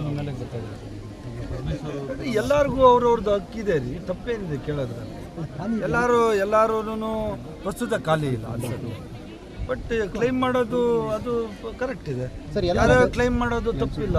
ಮುಂದೆ ನೋಡಿ ಸರ್, ಈಗ ಅವ್ರವ್ರ ಜಾತಿ ಜನಾಂಗಗಳ ಪರವಾಗಿ ದಲಿತರಾಗಲಿ, ಬ್ಯಾಕ್ವರ್ಡ್ಸ್ ಆಗಲಿ, ಮೇಲ್ಜಾತಿಯವರಾಗಲಿ ಎಲ್ಲರೂ ಕೇಳುವಂಥ ಹಕ್ಕಿದೆ. ಬಟ್ ಏನೇ ತೀರ್ಮಾನಗಳಾದ್ರೂ AICC ಅಧ್ಯಕ್ಷರು ನಮ್ಮ ಖರ್ಗೆ ಸಾಹೇಬ್ರಿದ್ದಾರೆ, ರಾಹುಲ್ ಗಾಂಧಿ ಸಾಹೇಬ್ರಿದ್ದಾರೆ, ನಮ್ಮ ವೇಣುಗೋಪಾಲ್ ಸರ್ ಇದ್ದಾರೆ. ಅವ್ರು ತೀರ್ಮಾನ ಮಾಡ್ತಾರೆ. ಮುಖ್ಯಮಂತ್ರಿಗಳು ಕುಂಡಿಸ್ಕೊಂಡು ಯಾವ ಥರ ಏನು ಮಾಡಬೇಕು ಅಂತ ರೀಶಫಲ್ ಆಗಲಿ, ಈ ರಾಜ್ಯದ ನಾಯಕತ್ವವಾಗಲಿ ತೀರ್ಮಾನ ಆಗುವಂಥದ್ದು ಹೈಕಮಾಂಡ್. ಸರ್, ಇಂಥ ಸಂದರ್ಭದಲ್ಲಿ DK ಶಿವಕುಮಾರ್ ಅವರು ಡೆಲ್ಲಿಗೆ ಹೋಗಿರೋದು ಕೂಡ ಒಂದು ಇಂಟ್ರೆಸ್ಟ್ ಇದೆ. ಯಾಕೆ DK ಶಿವಕುಮಾರ್ ಅವರು ಡೆಲ್ಲಿ ನಾನು ಹೋಗಿದ್ದೇವಲ್ಲ ಕಳೆದ ವಾರ. ತಪ್ಪೇನೈತೆ? ಕೃಷ್ಣ ಬೈರೇಗೌಡರು ತಪ್ಪೇನೈತೆ? ಕೃಷ್ಣ ಬೈರೇಗೌಡರು ನಮ್ಮ ನಾಯಕರು, DK ಶಿವಕುಮಾರ್ ಅವರು ನಮ್ಮ ನಾಯಕರು. ನಾನು ಲಾಸ್ಟ್ ವೀಕ್ ಹೋಗಿದ್ದೆ. ತಪ್ಪೇನಿದೆ? ನಮ್ಮದು ಕೆಲಸಗಳಿರ್ತವೆ, ನಮ್ಮ ಇಲಾಖೆ ಕೆಲಸಗಳಿರ್ತವೆ, ಹೈಕಮಾಂಡ್ ಭೇಟಿ ಮಾಡೋದಿರ್ತದೆ, ನಮ್ದು ಏನೇನೋ ಇರ್ತವೆ, ನಮ್ಮ ವೈಯಕ್ತಿಕ ಕೆಲಸಗಳಿರ್ತವೆ. ಅದರಿಂದ ಯಾರು ಡೆಲ್ಲಿ ಹೋಗ್ಬಾರ್ದು ಅಂತ ಏನಿಲ್ವಲ್ಲ. ಗೊತ್ತಿಲ್ಲ ರೀ, ಅದೆಲ್ಲ ನಮ್ಮ ಮಟ್ಟದಲ್ಲಿ ಮಾತಾಡ್ತಾರಾ? ಮಾನ್ಯ ಮುಖ್ಯಮಂತ್ರಿಗಳಿಗೆ, ಉಪಮುಖ್ಯಮಂತ್ರಿಗಳಿಗೆ ಹೈಕಮಾಂಡ್ ಗೊತ್ತು ಏನು ತೀರ್ಮಾನ ಮಾಡಬೇಕು, ಏನು ಮಾತುಕತೆ ಆಗಿದೆ ಅಂತ ಅವ್ರನ್ನೇ ಕೇಳಬೇಕು. ದಲಿತ CM ವಿಚಾರ ಬರುತ್ತಲ್ಲ ಸರ್, ಅದೇ ಹೇಳ್ತಾ ಇದ್ದೀನಲ್ಲ, ದಲಿತ CM ಅಂತ ಕೇಳೋದ್ರಲ್ಲಿ ಏನು ತಪ್ಪಿದೆ? ಹಕ್ಕು ಮಂಡನೆ ಮಾಡೋದ್ರಲ್ಲಿ ಏನು ತಪ್ಪಿದೆ? ದಲಿತರು ಕೇಳೋಕ್ಕೂ ಹಕ್ಕಿದೆ, ಎಲ್ಲರೂ ಕೇಳೋಕ್ಕೂ ಹಕ್ಕಿದೆ. ಆಂತರಿಕ ಪ್ರಜಾಪ್ರಭುತ್ವ ಇರುವಂಥ ಪಕ್ಷ ಕಾಂಗ್ರೆಸ್ ಪಕ್ಷ. ಕಾಂಗ್ರೆಸ್ ಪಕ್ಷದಲ್ಲಿ ಯಾವುದೇ ಮುಖ್ಯಮಂತ್ರಿ ಆಗಬೇಕು ಅಂತ, ಇನ್ನೊಂದು ಮತ್ತೊಂದು ಆಗಬೇಕು ಅಂತ ಎಲ್ಲರಿಗೂ ಅವ್ರ ಹಕ್ಕನ್ನು ಪ್ರತಿಪಾದನೆ ಮಾಡುವಂಥದ್ದು ಆಂತರಿಕ ಪ್ರಜಾಪ್ರಭುತ್ವವನ್ನು ಕೊಟ್ಟಿರೋದು ಕಾಂಗ್ರೆಸ್ ಪಕ್ಷ. ನಮ್ಮದೇನು ನಾವು ಪಪೆಟ್ಸ್ BJP ಅವ್ರ ಥರ ನಮ್ಮ ಪಕ್ಷ ಅಲ್ಲ. BJP they are puppets. ಏನು ಹೇಳ್ತಾರೆ ಅದನ್ನ ಮಾಡೋದು. ಬಟ್ ನಮ್ಮ ಪಕ್ಷದಲ್ಲಿ ನಮ್ಮ ಅಭಿಪ್ರಾಯಗಳನ್ನ ಹಂಚ್ಕೊಳ್ಳಿಕ್ಕೆ ಅವಕಾಶ. ಯಾಕೆ ಸರ್ ಹೆಸರು ಇದ್ದಕ್ಕಿದ್ದಂಗೆ ಬಂದ್ಬಿಟ್ಟು? ತಪ್ಪೇನಿದೆ? KH ಮುನಿಯಪ್ಪ ಅವರು ನಮ್ಮ ಲೀಡರ್ ಹೇಳ್ಕೊಂಡೇ ಇಲ್ಲ. ಇವರು ಸರಿ MP ಆಗಿದ್ರು, MLA ಆಗಿದ್ದಾರೆ, ಮಂತ್ರಿ ಆಗಿದ್ದಾರೆ. ಅವರು ಕೇಳೋದ್ರಲ್ಲಿ ತಪ್ಪೇನಿದೆ? ಏನು ಕೇಳಬೇಕು ಅಂತ ಸರ್? ಇವಾಗ ಖಾಲಿ ಇಲ್ಲ ಅಂತ ನೀವೇ ಹೇಳ್ತೀರಾ. ಖಾಲಿ ಇಲ್ಲ ಅನ್ನೋ ಸಂದರ್ಭದಲ್ಲಿ ಈ ಚರ್ಚೆ ಏನಕ್ಕೆ ಆಗ್ತಾ ಇದೆ? ಆದವಾಗ ಅವ್ರು ಹೇಳ್ತಾ ಇರೋದು, ಎಲ್ಲರೂ ಹೇಳ್ತಾ ಇರೋದು, ಸನ್ಮಾನ್ಯ ಮುಖ್ಯಮಂತ್ರಿಗಳಾದ ಸಿದ್ದರಾಮಯ್ಯನವ್ರು ತೆಗೆದು ನಮ್ಗೆ ಕೊಡ್ರಿ ಅಂತ ಯಾರೂ ಕ್ಲೈಮ್ ಮಾಡ್ತಾ ಇಲ್ಲ. ಯಾವುದಾದ್ರೂ ಸಂದರ್ಭ ಬಂದರೆ ಅವಕಾಶ ಕೊಡಿ ಅಂತ ಕೇಳ್ತಾ ಇದ್ದಾರೆ. ತಪ್ಪೇನಿದೆ ಸರ್? ಯಾರಿಗೆ? ಹೈಕಮಾಂಡ್ ತೀರ್ಮಾನ ಮಾಡ್ತಾರೆ. ಸಿದ್ದರಾಮಯ್ಯನವರು ಮುಖ್ಯಮಂತ್ರಿ ಆಗಿರ್ಬೇಕಾ, ಇನ್ನೊರು ಯಾರೋ ಮುಖ್ಯಮಂತ್ರಿ ಆಗ್ಬೇಕಂತ ಹೈಕಮಾಂಡ್ ತೀರ್ಮಾನ ಮಾಡ್ತಾರೆ. ಬಲಗೈ ಬಂಟ್ರ ಥರ ಇದೆ CMಗೆ ಬಲಗೈ ಬಂಟ್ರು ಅಂತ ಹೇಳ್ತೀರಾ ನೀವು? ಕಾಂಗ್ರೆಸ್ ಪಕ್ಷದ ಬಲಗೈ ಬಂಟ್ರ ಜೊತೆಲಿ ಸಿದ್ದರಾಮಯ್ಯನವ್ರಿಗೂ ಎಲ್ಲರಿಗೂ, ನಾನು ಸುಧಾಕರ್ ಸಿದ್ದರಾಮಯ್ಯನವ್ರಿಗೂ ಬಲಗೈ ಬಂಟ್ರು, DK ಶಿವಕುಮಾರ್ ಅವ್ರಿಗೂ ಬಲಗೈ ಬಂತಾರೆ ಅದೆಲ್ಲ ಫಾಲೋವರ್ಸ್ ಆಫ್ ಕಾಂಗ್ರೆಸ್ ಪಾರ್ಟಿ. ಯಾರು ಡಿನೈ ಮಾಡಿದ್ದು ಯಾರು? ಡಿನೈಡ್ ನಾನೇ ಹೇಳ್ತಾ ಇದ್ದೀನಿ. Is also our leader. High command ನಿರ್ಧಾರ ಮಾಡ್ತಿದೆ ಯಾರು ಸಂದರ್ಭದಲ್ಲಿ ಯಾವ ಮಾಡಬೇಕು ಅಂತ ಹೈಕಮಾಂಡ್ ತೀರ್ಮಾನ ಮಾಡ್ತೀವಿ. ನಾವು ಹೆಂಗೆ ಹೇಳೋಕ್ಕಾಗ್ತದೆ? All juniors. ಈ ಮುಖ್ಯಮಂತ್ರಿ ಸ್ಥಾನ ಬಗ್ಗೆ ಮಾತಾಡೋ ನನಗೂ ಸುಧಾಕರ್ಗೆಲ್ಲ ಅಷ್ಟು ಇನ್ನೂ ವಯಸ್ಸೂ ಆಗಿಲ್ಲ, ಅಷ್ಟು ಕೆಪಾಸಿಟಿನೂ ಬಂದಿಲ್ಲ. ಹೊಸಬ್ರಿಗೆ ಸಚಿವ ಸ್ಥಾನಕ್ಕೆ ಹೊಸಬ್ರಿಗೆ ಅವಕಾಶ ಕೊಡಬೇಕು ಅನ್ನೋದು ಒಂದು ಚರ್ಚೆ ಆಗ್ತದೆ. ಸುಮಾರು ಜನ ಕಾಯ್ತಾ ಇದ್ದಾರೆ. ತಪ್ಪೇನಿಲ್ಲ. ನಂಜೇಗೌಡರು ಓಪನ್ ಆಗಿ ಹೇಳಿದ್ದಾರೆ ಸರ್. ಎಸ್, ನಂಜೇಗೌಡರಿಗೂ ಅಧಿಕಾರ ಇದೆ, ನಂಜೇಗೌಡರಿಗೂ ಅಧಿಕಾರ ಇದೆ ಕೇಳಲಿಕ್ಕೆ, ಎಲ್ರಿಗೂ ಅಧಿಕಾರ ಇದೆ. ಸೊ ಕೇಳ್ಬೋದು, ಕೇಳೋದ್ರಲ್ಲಿ ತಪ್ಪೇನಿಲ್ಲ. ನಂಜೇಗೌಡರು ಆಲ್ಸೋ ನಮ್ಮ ಸೀನಿಯರು. ತಾಲೂಕ್ ಪಂಚಾಯತಿ ಮೆಂಬರಿಂದ, ಜಿಲ್ಲಾ ಪಂಚಾಯತಿ ಅಧ್ಯಕ್ಷ ಮೆಂಬರಿಂದ, KMF ಅಧ್ಯಕ್ಷರಿಂದ ಭಾಳಷ್ಟು ಅಧಿಕಾರಗಳನ್ನು ಕಾಂಗ್ರೆಸ್ ಪಕ್ಷದಲ್ಲಿ ಅನುಭವಿಸಿದ್ದಾರೆ. ಅವ್ರಿಗೂ ಕೇಳುವಂಥ ಎಲ್ಲ ಅರ್ಹತೆ ಇದೆ ನಂಜೇಗೌಡ. ನವೆಂಬರ್ ಕ್ರಾಂತಿ ಏನು ಸರ್ ಅದು? ನನಗೆ ಗೊತ್ತಿಲ್ಲಪ್ಪ, ಯಾರು ಹೇಳಿದ್ರು? ನಾವು ಯಾರು ಹೇಳಿದ್ರು ಗೊತ್ತು. BJP ಅವರೇ ನೋಡಿರಿ, BJP ಅವರಲ್ಲಿ ಕ್ರಾಂತಿ ಆಗ್ಬೋದು. BJP ಅವರಲ್ಲಿ ನನ್ನ ಪ್ರಕಾರ ಅವ್ರ ಪಕ್ಷದಲ್ಲಿ ಕ್ರಾಂತಿ ಆಗೋಕ್ಕೆ ಸಾಧ್ಯ. ಪಾಪ ಇಲ್ಲ, ಯತ್ನಾಳು ಅವ್ರನ್ನ ಕಿತ್ತಾಡ್ತಾರೆ ಯಾರು? ವಿಜೇಂದ್ರ ಅಂತ ತೆಗೆದು ಅಶೋಕ್ ಅವ್ರು ಆಗ್ಬೇಕು ಅಂತವ್ರೆ, ಅಶೋಕ್ ಅವ್ರು ತೆಗೆದು ಇನ್ಯಾರು ಆಗ್ಬೇಕು? ಅವ್ರದ್ದು ಫಸ್ಟು ಕ್ರಾಂತಿ ಅವ್ರದ್ದು. ನಮ್ದು ಕ್ರಾಂತಿನೂ ಇಲ್ಲ, ಭ್ರಾಂತಿನೂ ಇಲ್ಲ. ಮುಂದಕ್ಕೆ ಹಾಕಿದ್ದೀವಿ, ನಾವೇನು ಮುಂದಕ್ಕೆ ಹಾಕಿದ್ದೀವಿ. ಪ್ರೋಗ್ರಾಮ್ ಇಲ್ಲಪ್ಪ, ಹಂಗೇನೆ CMದು ನೋಡಿ. ರಾಜ್ಯದ ಮುಖ್ಯಮಂತ್ರಿಯವರು ಹಲವಾರು ಕಡೆ ಅಪಾಯಿಂಟ್ಮೆಂಟ್ಸ್ ಇರ್ತವೆ, ಕೆಲವು ಸರಿ ರೀಸ್ಟ್ರಕ್ಚರ್ ಮಾಡ್ತಾ ಇರ್ತಾರೆ. ಅದೇ ಥರ ಮುಂದಕ್ಕೆ ಹಾಕಿದ್ದೀವಿ. ಬರ್ತಾರೆ, ಈ ವರ್ಷದಲ್ಲೇ ಬರ್ತಾರೆ. ಬರ್ತಾರೆ, ಈ ತಿಂಗಳಲ್ಲಿ ಬರ್ತಾರೆ. ಇಲ್ಲ ಯಾಕೆ 2 ವರ್ಷ ನಾನೇ ಕರ್ಕೊಂಬಂದಿದ್ದೆ. ಹೋದ ವರ್ಷ ಇಲ್ಲ ಬಂಗಾರಪೇಟೆಗೆ ಒಂದ್ಸರಿ, ಕೋಲಾರಕ್ಕೆ ಒಂದ್ಸರಿ ಬಂದಿದ್ರು. ಜ್ಞಾಪಕ ಇದೆಯಾ? ಮೀಟಿಂಗ್ ಎಲ್ಲ ಆಯ್ತಲ್ಲ, ಮುಖ್ಯಮಂತ್ರಿಗಳು 2 ಸರಿ ಬಂದಿದ್ರು.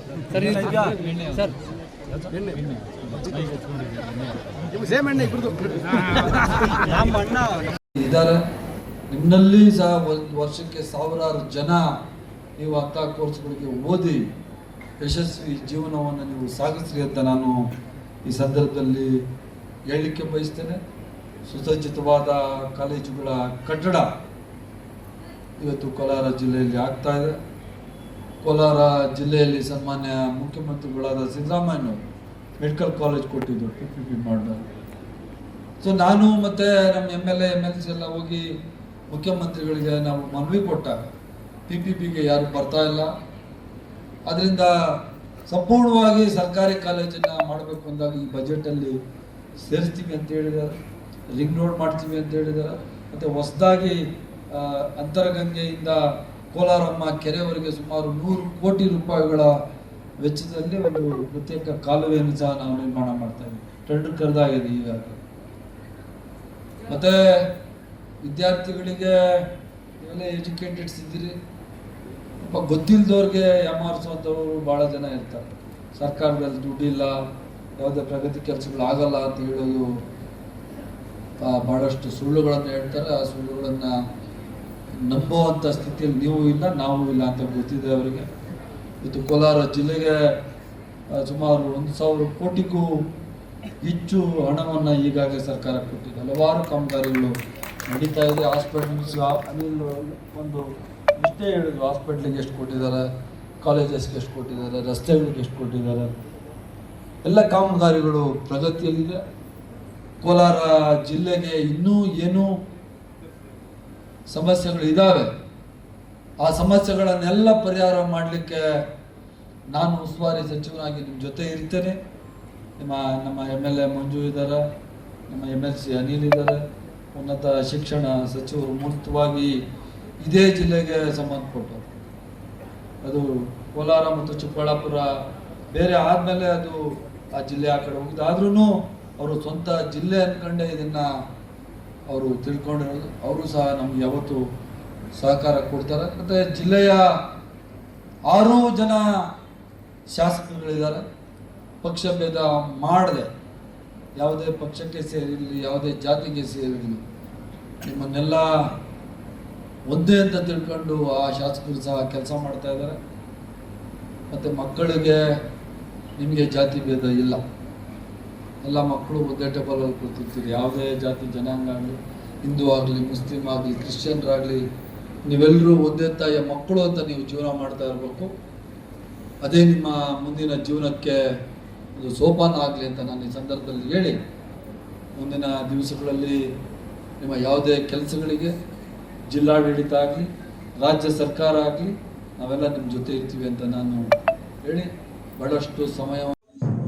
ಶ್ರೀರಾಮಲಿಂಗಾರೆಡ್ಡಿ ಮಾನ್ಯ ಸಾರಿಗೆ ಮತ್ತು ಮುಜರಾಯಿ ಸಚಿವರು ಹಾಗೂ ಬೆಂಗಳೂರು ದಕ್ಷಿಣ ಜಿಲ್ಲೆ ಉಸ್ತುವಾರಿ ಸಚಿವರ ಅಧ್ಯಕ್ಷತೆಯಲ್ಲಿ ಇಂದು ದಿನಾಂಕ 29/10/2025 ಬೆಂಗಳೂರು ದಕ್ಷಿಣ ಜಿಲ್ಲಾ ಪಂಚಾಯತ್ ಸಭಾಂಗಣ ರಾಮನಗರದಲ್ಲಿ 2025-26ನೇ ಸಾಲಿನ ಜಿಲ್ಲಾ ತ್ರೈಮಾಸಿಕ ಕೆಡಿಪಿ ಸಭೆ ನಡೆಯಿತು. ಈ ಸ್ವರಾಜ್ ಎಂ ಹೆಗಡೆ ಮಾನ್ಯ ಉಪಾಧ್ಯಕ್ಷರು, ರಾಜ್ಯ ಗ್ಯಾರಂಟಿಗಳ ಯೋಜನೆಗಳ ಅನುಷ್ಠಾನ ಅಧಿಕಾರ ಇವರು ಸಭೆಯಲ್ಲಿ ಪಾಲ್ಗೊಂಡು ಸರ್ಕಾರದ ಪಂಚ ಯೋಜನೆಗಳನ್ನು ಜಿಲ್ಲೆಯಲ್ಲಿ ಪರಿಣಾಮಕಾರಿಯಾಗಿ ಅನುಷ್ಠಾನಗೊಳಿಸಿರುವ ನಿಟ್ಟಿನಲ್ಲಿ ಅಧಿಕಾರಿಗಳಿಂದ ಮಾಹಿತಿಯನ್ನು ಪಡೆದು ಸೂಕ್ತ ಸಲಹೆ ಸೂಚನೆ ನೀಡಿದರು. ಕೆಡಿಪಿ ಸಭೆಯಲ್ಲಿ ಬೆಂಗಳೂರು ದಕ್ಷಿಣ ಜಿಲ್ಲಾ ಗ್ಯಾರಂಟಿ ಸಮಿತಿ ಅಧ್ಯಕ್ಷರಾದ ಶ್ರೀ ಕೆ ರಾಜುರವರು ಹಾಗೂ ಜಿಲ್ಲೆಯ ವಿಧಾನಸಭೆ ಹಾಗೂ ಪರಿಷತ್ ಸದಸ್ಯರು ಮತ್ತು ಜಿಲ್ಲೆಯ ಅಧಿಕಾರಿಗಳು ಉಪಸ್ಥಿತರಿದ್ದರು. ವರದಿ ವೇದಮೂರ್ತಿ, NKS ಟಿವಿ, ಬೆಂಗಳೂರು. ಸಂಭ್ರಮ ಸಿಂಗಾರಗೊಂಡ ಮಸ್ಕಿ ಕನ್ನಡ ನಾಡು ಅಥವಾ ಕರ್ನಾಟಕ ಉದಯವಾದ ಈ ದಿನವನ್ನ ಸಂಭ್ರಮ ಕನ್ನಡ ರಾಜ್ಯದ ಏಕೀಕರಣಕ್ಕಾಗಿ ಹೋರಾಡಿದ ಮಹಾತ್ಮರನ್ನ ಸ್ಮರಿಸಿ ಗೌರವಿಸುವ ಹಾಗೂ ಕನ್ನಡಾಭಿಮಾನವನ್ನ ಮೆರೆಯುವ ಉದ್ದೇಶದಿಂದ ಪ್ರತಿ ವರ್ಷ ಕನ್ನಡ ರಾಜ್ಯೋತ್ಸವವನ್ನು ಆಚರಿಸಲಾಗುತ್ತದೆ. ನಮ್ಮ ಕನ್ನಡ ರಾಜ್ಯೋತ್ಸವ ಆಚರಣೆ ದಿನದಂದು ತಾಲೂಕಿನಾದ್ಯಂತ ಶಾಲಾ ಕಾಲೇಜುಗಳಲ್ಲಿ ಸಂಘ ಸಂಸ್ಥೆಗಳ ಕಚೇರಿಗಳಲ್ಲಿ ಕನ್ನಡಾಂಬೆಯ ಫೋಟೋ ಇಟ್ಟು ಪೂಜೆಯನ್ನ ಮಾಡಲಾಗುತ್ತೆ ಹಾಗೂ ಮೆರವಣಿಗೆಗಳನ್ನ ಮಾಡುವ ಮೂಲಕ ಕನ್ನಡ ಅಭಿಮಾನವನ್ನ ಮೆರೆಯುತ್ತಾರೆ. ಈ ಬಾರಿ ರಾಜ್ಯೋತ್ಸವವನ್ನ ಅದ್ದೂರಿಯಾಗಿ ಆಚರಿಸಲು ಕನ್ನಡ ಪರ ಸಂಘಟನೆಗಳು, ಕನ್ನಡ ಅಭಿಮಾನಿಗಳು ಹಾಗೂ ತಾಲೂಕಾ ಆಡಳಿತ ಪುರಸಭೆ ಸಂಯೋಗದಲ್ಲಿ ಪಟ್ಟಣದ ಪ್ರಮುಖ ಬೀದಿಗಳಲ್ಲಿ ಕನ್ನಡದ ಹಬ್ಬವನ್ನ ಸಡಗರ ಸಂಭ್ರಮದಿಂದ ಆಚರಿಸಲು ಪ್ರಮುಖ ಬೀದಿಗಳಲ್ಲಿ ಕನ್ನಡ ಬಾವುಟಗಳಿಂದ ಮದುವೆಗಿಂತಿಯಂತೆ ಪಟ್ಟಣದ ಹೆದ್ದಾರಿಯ ಆಜುಬಾಜುಗಳಲ್ಲಿ ಶೃಂಗಾರಗೊಳಿಸಲಾಗಿದ್ದು, ಈ ರೀತಿಯ ತಾಲೂಕು ಆಡಳಿತ ಹಾಗೂ ಪುರಸಭೆ ಕನ್ನಡಾಭಿಮಾನಕ್ಕೆ ಸಾರ್ವಜನಿಕರಿಂದ ಹಾಗೂ ಕನ್ನಡ ಸಂಘಟನೆಗಳು, ಕನ್ನಡ ಅಭಿಮಾನಿಗಳಿಂದ ಮೆಚ್ಚುಗೆ ವ್ಯಕ್ತವಾಗಿದೆ. ಬ್ಯೂರೋ ರಿಪೋರ್ಟ್ ವಿರೂಪಾಕ್ಷಯ್ಯ ಸ್ವಾಮಿ ಸಾಲಿಮಠ, NKS ಟಿವಿ, ಮಸ್ಕಿ.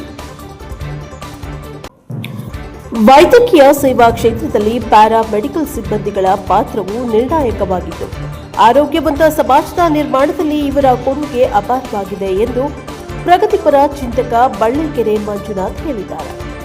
ಅವರು ಇಂದು ಕೃಷ್ಣರಾಜಪೇಟೆ ಪಟ್ಟಣದ ವೈವಿಧ್ಯ ಪ್ಯಾರಾ ಮೆಡಿಕಲ್ ಕಾಲೇಜಿನ ವಿದ್ಯಾರ್ಥಿಗಳ ವಾರ್ಷಿಕೋತ್ಸವ ಸಮಾರಂಭ ವೈವಿಧ್ಯೋತ್ಸವ 2025 ಜ್ಯೋತಿ ಬೆಳಗಿಸಿ ಉದ್ಘಾಟಿಸಿ ಮಾತನಾಡಿದ್ದಾರೆ. ಆಸ್ಪತ್ರೆಗಳಿಗೆ ಚಿಕಿತ್ಸೆಗಾಗಿ ಬರುವ ಬಡ ರೋಗಿಗಳಿಗೆ ತಮ್ಮ ನಗು ಮೊಗದೊಂದಿಗೆ ಪ್ರಾಮಾಣಿಕವಾದ ಸೇವೆಯನ್ನ ನೀಡುತ್ತಾ ವೈದ್ಯಕೀಯ ಕ್ಷೇತ್ರದಲ್ಲಿ ತಮ್ಮ ಅಪಾರವಾದ ಕೊಡುಗೆಯನ್ನ ನೀಡುತ್ತಾ ಇರುವಂತಹ ಪ್ಯಾರಾಮೆಡಿಕಲ್ ಕಾಲೇಜಿನ ವಿದ್ಯಾರ್ಥಿಗಳಿಗೆ ಉಜ್ವಲವಾದ ಭವಿಷ್ಯವಿದೆ. ಪ್ಯಾರಾಮೆಡಿಕಲ್ ಶಿಕ್ಷಣವನ್ನ ಮುಗಿಸಿದ ಪ್ರತಿಯೊಬ್ಬ ವಿದ್ಯಾರ್ಥಿಗೂ ವೈದ್ಯಕೀಯ ಕ್ಷೇತ್ರದಲ್ಲಿ ಸೇವೆಯನ್ನ ಸಲ್ಲಿಸಲು ಉತ್ತಮವಾದ ಅವಕಾಶಗಳಿರುವುದರಿಂದ ಪ್ಯಾರಾಮೆಡಿಕಲ್ ವಿದ್ಯಾರ್ಥಿಗಳು ತಾವು ಶಿಕ್ಷಣವನ್ನ ಸಂಪೂರ್ಣಗೊಳಿಸಿಕೊಂಡ ನಂತರ ಆಸ್ಪತ್ರೆಗಳಿಗೆ ಚಿಕಿತ್ಸೆ ಪಡೆಯಲು ಬರುವ ಮಧ್ಯಮ ವರ್ಗ ಹಾಗೂ ಬಡ ಕುಟುಂಬದ ಜನರಿಗೆ ಬದ್ಧತೆಯಿಂದ ಸೇವೆ ನೀಡಿ ಆ ಭಗವಂತನು ಮೆಚ್ಚುವಂತೆ ಕೆಲಸ ಮಾಡಬೇಕು ಎಂದು ಬಳ್ಳಿಕೆರೆ ಮಂಜುನಾಥ್ ಕಿವಿಮಾತು ಹೇಳಿದ್ದಾರೆ. ಪಟ್ಟಣದ ಖ್ಯಾತ ವಕೀಲರಾದ ರಮ್ಯಾ ಕಾರ್ಯಕ್ರಮದಲ್ಲಿ ಮುಖ್ಯ ಅತಿಥಿಗಳಾಗಿ ಭಾಗವಹಿಸಿ ಮಾತನಾಡಿ, ಆರೋಗ್ಯ ಕ್ಷೇತ್ರದಲ್ಲಿ ಉತ್ತಮವಾದ ಸೇವೆ ಸಲ್ಲಿಸಲು ಪ್ಯಾರಾಮೆಡಿಕಲ್ ಸಿಬ್ಬಂದಿಗಳಿಗೆ ವಿಫಲವಾದ ಅವಕಾಶಗಳಿವೆ.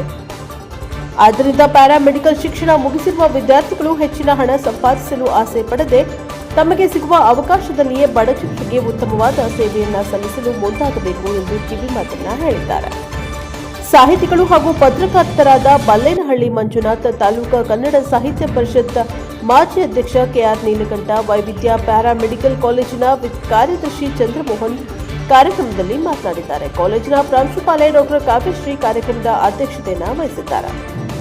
ಪತ್ರಕರ್ತ ಸೈಯದ್ ಖಲೀಲ್, ಉಪನ್ಯಾಸಕರಾದ ಅರ್ಪಿತಾ, ಬಿಂದುಶ್ರೀ, ರಕ್ಷಿತಾ, ವಿದ್ಯಾರ್ಥಿ ನಾಯಕರಾದ ರಂಜಿತಾ, ಅಮೃತ, ಹರ್ಷಿತಾ ಮತ್ತಿತರರು ಕಾರ್ಯಕ್ರಮದಲ್ಲಿ ಭಾಗವಹಿಸಿದರು. ವಿದ್ಯಾರ್ಥಿಗಳು ನೀಡಿದ ಸಾಂಸ್ಕೃತಿಕ ಕಾರ್ಯಕ್ರಮಗಳು ಎಲ್ಲರ ಗಮನವನ್ನ ಸೆಳೆದವು. ಇದೇ ಸಂದರ್ಭದಲ್ಲಿ ಪ್ರತಿಭಾವಂತ ವಿದ್ಯಾರ್ಥಿಗಳಿಗೆ ನೆನಪಿನ ಕಾಣಿಕೆಯನ್ನ ನೀಡಿ ಗೌರವಿಸಲಾಯಿತು. Bureau report doctor KR Neelakantha, NKS TV, Mandya. ಇಷ್ಟೊಂದು ಅಲ್ಪ ಕಾಲದಲ್ಲಿ ಕಲ್ಪನಿ ಮೇಡಮ್ ಅವರು ಇಷ್ಟೊಂದು ಅತ್ಯುತ್ತಮವಾದ ಸೇವೆಯನ್ನು ಕೊಟ್ಟುಕೊಂಡು ಈ ಕೇರ್ಪೇಟೆ ತಾಲೂಕಿನಲ್ಲಿ ಅವರು ನಿಮಗೆ ಆದರ್ಶವಾಗಬೇಕು, ಅವರ ಬದುಕು ನಿಮಗೆ ಆದರ್ಶವಾಗಬೇಕು. ನೋಡಿ, ಅವರಿಗೆ ಬಿಡುವಿಲ್ಲದ ವೈದ್ಯಕೀಯ ಸೇವೆ ನಡುವೆಯೂ ನಿಮ್ಮ ಕಾಲೇಜನ್ನು ಕೂಡ ನಡೆಸಿಕೊಂಡು ನಿಮ್ಮ ಆಗು ಹೋಗುಗಳನ್ನ ನೋಡಿಕೊಂಡು ಎಲ್ಲವನ್ನೂ ಕೂಡ ಸುಲಲಿತವಾಗಿ ಸಮರ್ಥವಾಗಿ ಮಾಡ್ತಾ ಇದ್ದಾರೆ ಅಂದರೆ ಅವರಲ್ಲಿರ್ತಕ್ಕಂಥ ಇಚ್ಛಾಶಕ್ತಿಯನ್ನು ನೀವು ಮೆಚ್ಕೋಬೇಕು. ಇವತ್ತು ನೋಡಿ, ನೀವು ನಿಮ್ಮ ಅವಧಿ, ನಿಮ್ಮ ವ್ಯಾಸಂಗದ ಅವಧಿ ಮುಗಿದು ಹೊರಗಡೆ ಬಂದ ತಕ್ಷಣ ನಿಮ್ಮೆಲ್ಲರಿಗೂ ಖಂಡಿತವಾಗಿಯೂ ಕೂಡ ಜಾಬ್ ಸೆಕ್ಯೂರಿಟಿ ಅನ್ನೋದಿದೆ. ಒಂದು ಯಾರಾದ್ರೂ ಸರಿ ಕರೆದೇ ಕರೀತಾರೆ, ಅಮ್ಮ ನಾನು ಇಂಥ ಓದಿದ್ದೀನಿ ಅಂದ್ರೆ ಬಂದ್ರಮ್ಮ. ಬಹಳ ಇವತ್ತಿನ ಅತ್ಯಂತ ಬೇಡಿಕೆಯ ವಿಷಯ ಅಂದ್ರೆ ಪ್ಯಾರಾಮೆಡಿಕಲ್. ಹಾಗಾಗಿ ನೀವೆಲ್ಲರೂ ಕೂಡ ಭವಿಷ್ಯದಲ್ಲಿ ಉತ್ತಮವಾದ ಬದುಕನ್ನು ರೂಪಿಸ್ಬೇಕು. ನಿಮ್ಮ ಬದುಕನ್ನು ರೂಪಿಸ್ಕೊಂಡಂತ ಈ ಸಂಸ್ಥೆ ಎಲ್ಲರಿಗೂ ಕೂಡ, ಚಲುವರಾಜ್ ಅವರು ಸೇರಿದಂತೆ ಎಲ್ಲರಿಗೂ ನೀವು ಸದಾ ಕೃತಜ್ಞರಾಗಿರ್ಬೇಕು. ಈ ಸಮಾಜಕ್ಕೆ ದಯಮಾಡಿ ನನ್ನ ಕೋರಿಕೆ ಇಷ್ಟೇ, ನೀವೇನು ಈ ಸಮಾಜಕ್ಕೆ ಒಳ್ಳೆಯದನ್ನು ಮಾಡಿ. ನೀವು ನೇರವಾಗಿ ಸಮಾಜಕ್ಕೆ ಹೋಗ್ತಾ ಇರೋರು, ಎಲ್ಲ ಒಂದು ರೂಮಲ್ಲಿ ಕೂತ್ಕೊಂಡು ಟೇಬಲ್ ಹಾಕೊಂಡು ಪೆನ್ ಇಟ್ಕೊಂಡು ಫೈಲ್ ಇಟ್ಕೊಂಡು ಬರೆಯೋರಲ್ಲ. ನೀವು ಸಮಾಜದಲ್ಲಿ ನೊಂದಂತ ಜನರಿಗೆ ಸೇವೆಯನ್ನು ಕೊಡುವಂತ ಸುವರ್ಣಾವಕಾಶ ದೇವರು ನಿಮಗೆ ಮಾಡಿಕೊಟ್ಟಿದ್ದಾರೆ. ಈ ಅವಕಾಶವನ್ನು ನೀವು ಸದುಪಯೋಗಪಡಿಸ್ಕೊಂಡು ಸಮಾಜಕ್ಕೆ ಕೊಡುಗೆ ಕೊಡಬೇಕು. ನೋಡಿ, ನಿಮ್ಮನ್ನೆಲ್ಲ ಓದಿಸ್ಲಿಕ್ಕೆ ನಿಮ್ಮ ತಂದೆ ತಾಯಿಗಳು ಎಷ್ಟು ಪರಿಶ್ರಮ ವಹಿಸಿ ಹಲವಾರು ಜನರನ್ನ ಕೇಳಿ ಪ್ಯಾರಾಮೆಡಿಕಲ್ ಓದಿದ್ರೆ ಏನು ಲಾಭ, ನನ್ನ ಮಗಳಿಗೆ ಜೀವನ ಕಟ್ಕೋಬೋದಾ, ನನ್ನ ಮಗ ಬದುಕು ನಡೆಸ್ಬೋದಾ, ಇವನ್ನೆಲ್ಲ ಅರ್ಥ ಮಾಡಿಕೊಂಡು ಸೇರಿಸಿ ನಿಮಗೆಲ್ಲ ಶಿಕ್ಷಣವನ್ನು ಕೊಡಿಸಿದ್ದಾರೆ. ಅವರ ಬದುಕನ್ನು ಕೂಡ ನೀವು ಹಸನ್ ಮಾಡಬೇಕು. ಅವರ ಮನಸ್ಸಿನಲ್ಲಿ ಯಾವತ್ತೂ ಕೂಡ ನಿಮ್ಮ ಬಗ್ಗೆ ನಕಾರಾತ್ಮಕ ಭಾವನೆ ಬರಬಾರ್ದು. ನನ್ನ ಮಗಳು ನಾನು ಓದಿಸಿದ್ಕು, ನನ್ನ ಮಗ ನಾನು ಓದಿಸಿದ್ಕು ನನ್ನ ಕೀರ್ತಿಯನ್ನ, ನನ್ನ ಬದುಕನ್ನ ಸಾರ್ಥಕ ಮಾಡಬೇಕಂತ ಅನ್ನೋ ಭಾವನೆ ಪೋಷಕರಲ್ಲೂ ಕೂಡ ಹೋಗುವ. ಆ ಥರ ನೀವು ಬದುಕಲ್ಲಿ ಮುನ್ನಡಿ. ನೋಡಿ, ಈಗ ರಮ್ಯಾ ಮೇಡಮ್ ಇವತ್ತು ನಿಜವಾಗ್ಲೂ ಬಹಳ ಸಂತೋಷವಾದ ದಿನ. ಯಾತಕಪ್ಪ ಅಂತ ಹೇಳಿದ್ರೆ, ನಾವು ಬಹಳಷ್ಟು ಕಾರ್ಯಕ್ರಮಗಳಿಗೆ ಹೋಗ್ತೀವಿ, ಶಾಲಾ ಕಾಲೇಜುಗಳಿಗೆ ಕಾರ್ಯಕ್ರಮಗಳಿಗೆ ಹೋದಾಗ ಅಲ್ಲಿ ಬರುವ ಭಾವನೆಗಳೇ ಬೇರೆ. ಇವತ್ತು ನಿಮ್ಮ ಕಾರ್ಯಕ್ರಮಕ್ಕೆ ಬಂದಾಗ ನಮ್ಮಲ್ಲಿ ಮೂಡಿರುವ ಭಾವನೆಗಳೇ ಬೇರೆ. ಮೊನ್ನೆ ನಮ್ಮ ಮೇಡಮ್ ಫೋನ್ ಮಾಡಿದ್ರು, ಅಣ್ಣ ಹಿಂಗೆ ಕಾರ್ಯಕ್ರಮ ಇದೆ 31ಕ್ಕೆ ಬರ್ತೀರಾ? ನಾನು ಮೇಡಮ್ ಕೇಳೋದಿಲ್ಲ ಅಂತ, ಹ್ಞೂ ಮೇಡಮ್ ಬರ್ತೀನಿ ಅಂತ. ನಾನು ಬರುವುದಲ್ಲದೆ ನನಗೊಂದು ಕ್ವಶನ್ ಮಾರ್ಕ್ ಇತ್ತು. ನಾನು ಇನ್ವಿಟೇಷನ್ ನೋಡಲಿಲ್ಲ, ಕಾಲೇಜ್ ಎಲ್ಲಿದೆ ಅಂತ ಅಂದ್ಬಿಟ್ಟು ನನ್ನ ಇನ್ನೊಬ್ಬ ಗೆಳೆಯನ್ ಕೇಳಿದೆ, ಮೇಡಮ್ದು ಕಾಲೇಜ್ ಎಲ್ಲಿದೆ ಅಂತ. ಆಮೇಲೆ ಇಲ್ಲಿ ವಿದ್ಯಾರ್ಥಿಗಳು ನನಗೆ ಫೋನ್ ಮಾಡಿದ್ರು, ಕೇಳಿದಾಗೆಲ್ಲ ರಾಮದಾಸ್ ಕಾರ್ಯಕ್ರಮ ಸರ್, ಆಮೇಲೆ ಈಗ ನಾವು ಕಾಲೇಜ್ ವಿಳಾಸವನ್ನು ತಗೊಂಡ್ವಿ. ಬಹಳ ಸಂತೋಷ ಆಯ್ತು. ನೋಡಿ, ನೀವೆಲ್ಲ ಹೆಣ್ಮಕ್ಳು ಹೆಚ್ಚಿನ ಸಂಖ್ಯೆ ಇದ್ದೀರಿ, ಗಂಡು ಮಕ್ಕಳು ಇದ್ದೀರಿ. ನೋಡಿ, ನಾವು ಅದರಲ್ಲೂ ನಿಮಗೆ ಪ್ಯಾರಾಮೆಡಿಕಲ್ ಅಂತಂದ್ರೆ ಹಲವಾರು ಇದೆ. ಯಾರ್ಯಾರು ಯಾವ್ಯಾವ ವಿಭಾಗದಲ್ಲಿ ಕರೀತಿದ್ದೀವಿ ಅಂತ ಹೇಳಿ ನೀವು ಅರ್ಥ ಮಾಡಿಕೊಂಡು ಸರ್ವಿಸ್ ಮಾಡ್ತೀವಿ. ಸಾಮಾನ್ಯ ಒಬ್ಬ ವೈದ್ಯನ ಬಳಿಗೆ ಒಬ್ಬ ರೋಗಿ ಹೋದಾಗ ನಗುಮುಖದಿಂದ ಸ್ವಾಗತ ಮಾಡೋರು ಯಾರಪ್ಪ ಅಂದ್ರೆ ನಮ್ಮ ಪ್ಯಾರಾಮೆಡಿಕಲ್ ಸಿಬ್ಬಂದಿಗಳಿದಾರಲ್ಲ ಅವರು. ಈಗ ನಾವೇ ಯಾವುದಾದ್ರೂ ಒಂದು ರೋಗಿನ ಕರ್ಕೊಂಡು ವೈದ್ಯರ ಬಳಿ ಹೋದಾಗ ಫಸ್ಟ್ ನಾನು ಹೋಗಿ ವೈದ್ಯರು ನೋಡ್ಬೇಕು. ಇಲ್ಲಿ ನಮ್ಮ ನರ್ಸ್ ಕಿಶೋರ್ ಹತ್ರ ಹೋಗ್ತೀನಿ, ಅಪ್ಪ ಒಂದು ಟಿವಿ ಚೆಕ್ ಮಾಡಿದ್ರೆ ಏನು ಬಂದಿದ್ದೀವಿ ಅಂತೇಳಿ. ಎಷ್ಟು ನಾವು ನಿಮ್ಮ ಸೇವೆಯನ್ನ ನಾವು ಬಳಸ್ಕೊತೀವೋ, ನೀವು ಅಷ್ಟು ನಗುಮುಖದ ಸೇವೆಯನ್ನ ರೋಗಿಗಳಿಗೆ ಕೊಡೋದು. ಖುಷಿ ಆಗ್ತಿದೆ. ನಾನು ಎಕ್ಸ್ಪೆಕ್ಟೇ ಮಾಡಲಿಲ್ಲ. ಮತ್ತು ನಾನು ಫಂಕ್ಷನ್ ಇಷ್ಟೊಂದು ಚೆನ್ನಾಗಿ ನಡೆಸ್ಕೊಟ್ಟಿರೋದು, ಈಗ ಅಷ್ಟೊಂದು ಇನ್ನೂ ನಿಮ್ಮ ಪ್ರೆಸೆನ್ಸ್ ಇಷ್ಟೊಂದು ಯಥೇಚ್ಛವಾಗಿ ನಮಗೆ ಖುಷಿ ಕೊಡುತ್ತೆ. ಈ ಕಾರ್ಯಕ್ರಮ ಎಕ್ಸ್ಪೆಕ್ಟೇ ಮಾಡಲಿಲ್ಲ.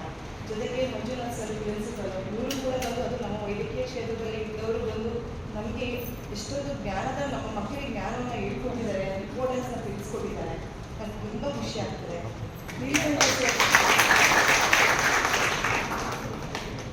ನೀಲಕಂಠ ಸರ್ ಅವರು ಕೂಡ ನಮ್ಮ ಕ್ಷೇತ್ರದ ಬಗ್ಗೆ ತುಂಬ ಒಳ್ಳೆಯ ಮಾತುಗಳನ್ನು ಹೇಳಿದ್ದಾರೆ. ರಮ್ಯಾ ಮೇಡಮ್, ನೀವು ನಿಮ್ಮ ಬಿಸಿ ಶೆಡ್ಯೂಲಲ್ಲಿ ಕೂಡ ಬಂದು ನಮ್ಮ ಕಾರ್ಯಕ್ರಮವನ್ನು ಅಟೆಂಡ್ ಮಾಡಿ ನಮ್ಮ ಕಾರ್ಯಕ್ರಮವನ್ನು ಯಶಸ್ವಿಗೊಳಿಸಿ ಮಾಡೋದಕ್ಕೆ ನಿಮಗೆ ತುಂಬ ಧನ್ಯವಾದಗಳು. ನಮ್ಮ ಕಾರ್ಯದರ್ಶಿಗಳಾದಂತಹ ಚಂದ್ರಮೋಹನ್ ಸರ್ ಅವರು ಕೂಡ ತುಂಬ ಧನ್ಯವಾದಗಳು. ಕಳೆದ ಸಹ ನಾನು ಪ್ರತಿಯೊಂದು ಫಂಕ್ಷನಲ್ಲಿ ಎಲ್ಲೇ ಹೋದ್ರು ಕೂಡ ನೋಡ್ತಿದ್ದೆ, ಬಟ್ ಯಾವತ್ತೂ ಮಾತಾಡ್ಸಿರಲಿಲ್ಲ. ಬಟ್ ನಮ್ಮ ಫಂಕ್ಷನ್ ನೀವು ಬಂದು ನಮ್ಗೆ ಇಷ್ಟೊಂದು ಸಹಕಾರ ಕೊಡ್ತಿರೋದಕ್ಕೆ ನಮ್ಗೆ ತುಂಬ ಖುಷಿ ಇದೆ ಸರ್. ನಾನು ನಮ್ಮ ಎಸ್ಪೆಷಲಿ ನಮ್ಮ ಸ್ಟೂಡೆಂಟ್ ಬಗ್ಗೆ ಈ ವೇದಿಕೆ ಮೇಲೆ ಹಾಜರಾಗಿದ್ದ ಎಲ್ಲರಿಗೂ ನನ್ನ ಧನ್ಯವಾದಗಳು. ನನ್ನ ಈ ವೇದಿಕೆ ಮೇಲೆ ಕಳಿಸಿದ್ದಕ್ಕೆ ಕಾರಣವಾಗಿದ್ದ ಕಾವ್ಯ ಮೇಡಮ್ ಅವರಿಗೆ ಕೂಡ ಧನ್ಯವಾದಗಳನ್ನು ಹೇಳ್ತೇನೆ. ಈ ವೇದಿಕೆಗೆ ನನ್ನನ್ನು ಕಳಿಸಿರೋದು ಕೂಡ ನನಗೆ ಒಂದು ಗೌರವನ ತಂದುಕೊಟ್ಟಿದೆ.